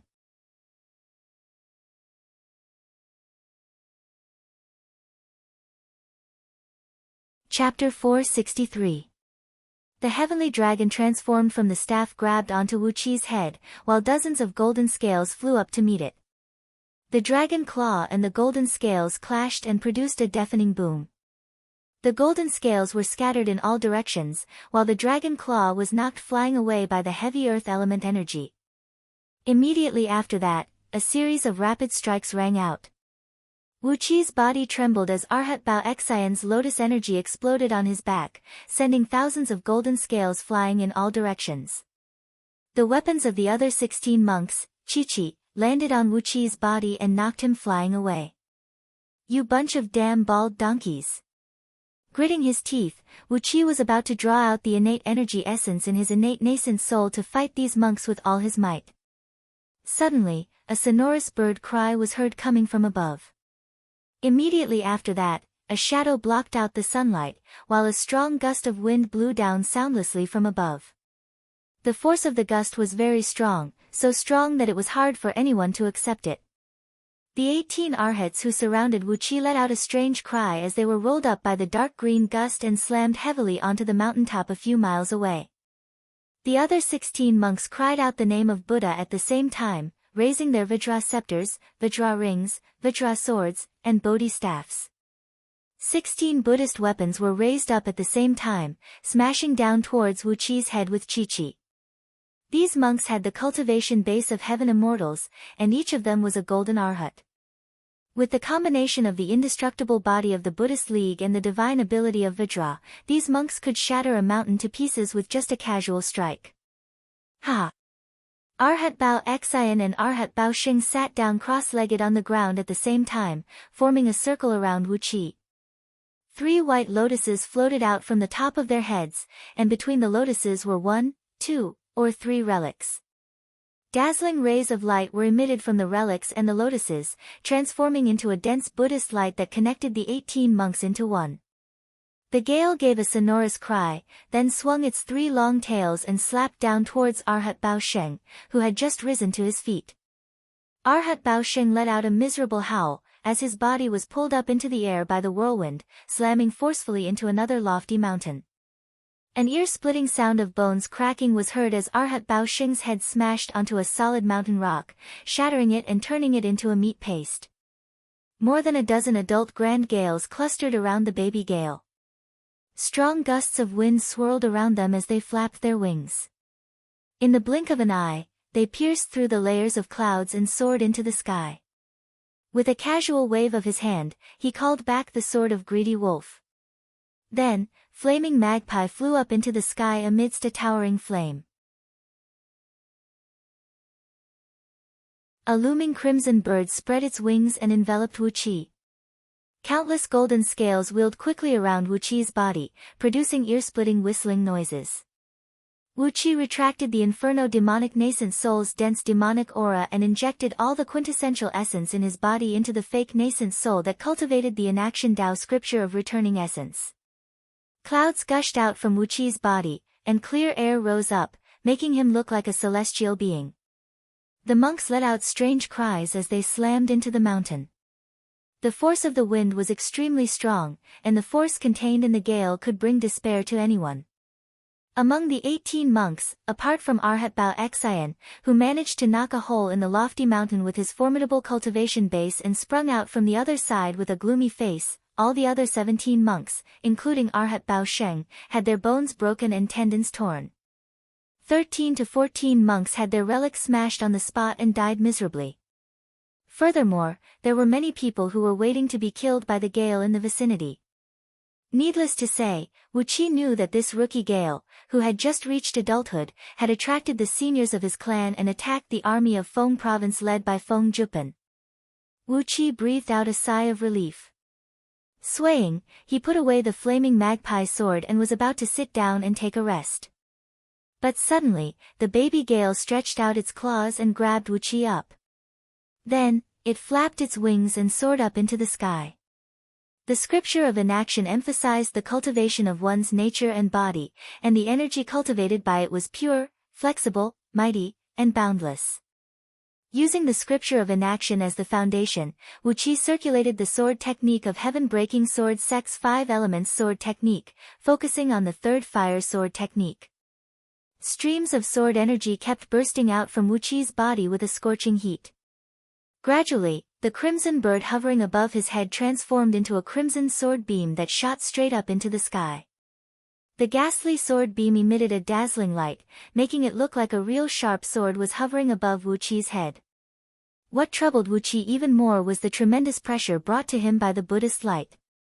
18 monks were sitting cross-legged and their lips were not moving, but all of them were forcibly instilling Buddhist scriptures into Wuqi's nascent divinity with the cultivation technique of the Buddhist League's heart connection. Around Wuqi's ears, the 18 monks were chanting the Sanskrit scriptures, making Wuqi feel dizzy and seeing stars flashing before his eyes, giving Wuqi a headache. Arhat Bao Xan laughed mockingly and said, "You are indeed a bold dog. Aren't you just courting death by using the evil league's magic in front of us, a Buddhist cultivator?" All the monks present roared with laughter. One after another, they began to chant the name of Buddha while beams of various colors burst out from their palms, sweeping down towards Wuqi in an overwhelming manner. The towering sword projection transformed from the flaming magpie trembled violently, producing sonorous and rumbling noises. Wuqi had injected all his energy into the flaming magpie, but facing the Buddhist light unleashed by the 18 arhats, how could Wuqi break through the golden light that surrounded him? A shrill cry rang out from Arhat Bao Sheng's relic. Just as the relic was about to turn into a blinding beam and flee, a gale that came swooping down from the sky reached out its claw and crushed the relic into powder. The earth element dragon's scale shield let out a miserable wail as it suffered a series of heavy blows. Vaguely, it seemed like it could not withstand the forces coming from the outside, and was groaning as if it could not bear the burden.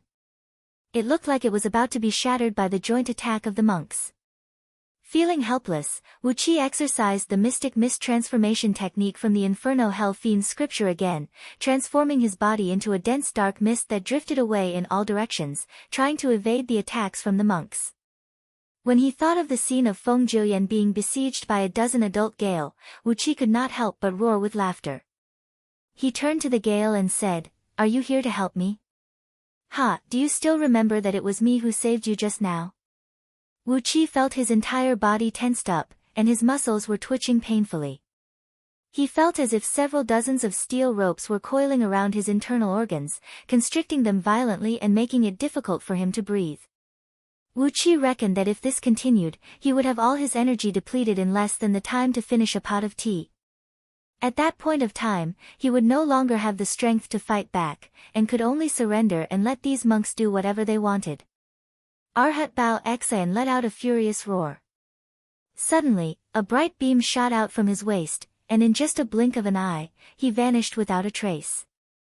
While the few surviving arhats were about to flee, an adult Gale suddenly flapped its wings, shooting out invisible wind blades that shredded their fleshly bodies together with their relic. Arhat Bao Sheng snorted coldly, holding the Vajra-subduing demon sword in front of him. A sheet of golden light burst out from the sword's edge, enveloping him like a golden bell. The sword of Greedy Wolf wheeled 13 times around Arhat Bao Sheng at top speed, hacking and slashing on the golden light for 360 times in a row. The golden light trembled and produced jarring metallic noises, yet it failed to break it. Shaking his head, Wuqi breathed out a long sigh. He fished out a few healing spirit pills and shoved them into his mouth, then said in a deep voice, "Cut the crap. Become a monk." "I can't bear to part with my black hair, and I can't bear to part with the 3,000 secular worlds. Hee, I think it's better for us to risk our lives." Arhat Bao Xan laughed in a low voice. The staff in his left hand flew out, transforming into a golden dragon that measured 1,000 feet long. Amidst a long cry, it clawed down towards Wuqi's head. As for Arhat Bao Xan, he performed the incantation gesture of Aquarius with both palms, one in front and one at the back, as if he was releasing an arrow from a bow. He gave a faint snort, and several dozens of tiny golden beams shot out from his palms, forming into a golden lotus flower in the air. In just a blink of an eye, they had arrived behind Wuqi. Especially the dozens of adult Gales, their bodies were stained with blood, and the blood was stuck to their feathers. Wuqi could tell that it was not the blood from the Gales themselves, but the blood that came from the outside. Obviously, they had just killed a lot of people. Before these monks struck, just the Buddhist light unleashed by them had suppressed Wuqi to the point that he almost coughed blood.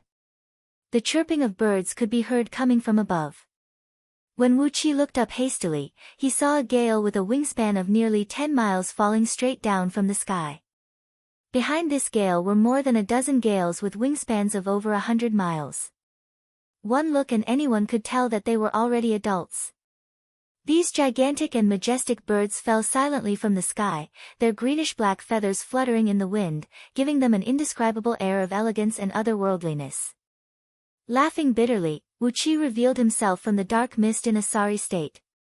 His skin was ragged, and his body was covered with blisters and blood. The lethality of the Buddhist light on him had exceeded his expectation. He would rather be hit by Arhat Bao Xian's staff several dozens of times than let the Buddhist light touch his body. With a strong taste of blood in his mouth, Wu Qi looked at Arhat Bao Xian, who was glaring fiercely at him. He could not help but shake his head and say, "Are you forcing me to fight with my life?" Amidst the Buddhist light, there were vaguely countless heavenly warriors clad in heavy armors hovering in midair. They stood shoulder to shoulder, forming an impenetrable wall that wrapped tightly around Wu Qi. An enormous pressure came pressing down from all directions, contending with the razor-sharp energy unleashed by the sword energy above Wu Qi's head. Gradually, the sword energy was forced inwards, and Wu Qi could no longer unleash his sword energy, and could only hide it within the sword beams. Arhat Bao Xian laughed evilly, then put his palms together and bowed to Wu Qi. "Fellow Taoist, you still have one more chance. Offer me all your treasures, then join my master and become an acolyte. With that, you won't have to suffer any physical pain today." Arhat Bao Xian smiled faintly, shook his head and said, "Fellow Taoist, are you going to fight with your life? What a pity that the cultivation technique of Buddhism focuses on defense the most. Hinayana indestructible Buddhist light, Hinayana Buddhist light of deliverance, Hinayana Buddhist light of tranquility and evil subduing. 18 mystic Buddhist lights sprinkled down from Chi-Chi, hitting the dark mist that Wu Qi had transformed into. Wu Qi felt a sharp pain all over his body, while the dark mist melted quickly like snow being poured into boiling water. In just a blink of an eye, it had shrunk to about half of its original size. The cultivation technique of Buddhism was specialized in restraining fiend techniques. By exercising the Inferno Hell Fiend scripture in front of these monks, Wu Qi had unknowingly increased the lethality of these monks by at least 3 to 5 times. With a shake of his left hand, the Earth Element Dragon Scale Shield unleashed 36,000 pieces of dragon scales, which shrouded him in a dazzling light. The golden specks reflected the sunlight and shone dazzlingly.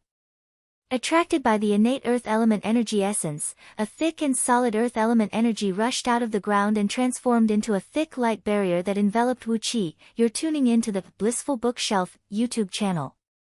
We're so grateful for your support, and don't forget to subscribe to join us on this incredible journey through captivating stories. Your generosity through donations truly makes a world of difference, as it's the primary source of revenue that allows me to expand and enhance this channel for you. Thank you from the bottom of my heart for being a part of this adventure.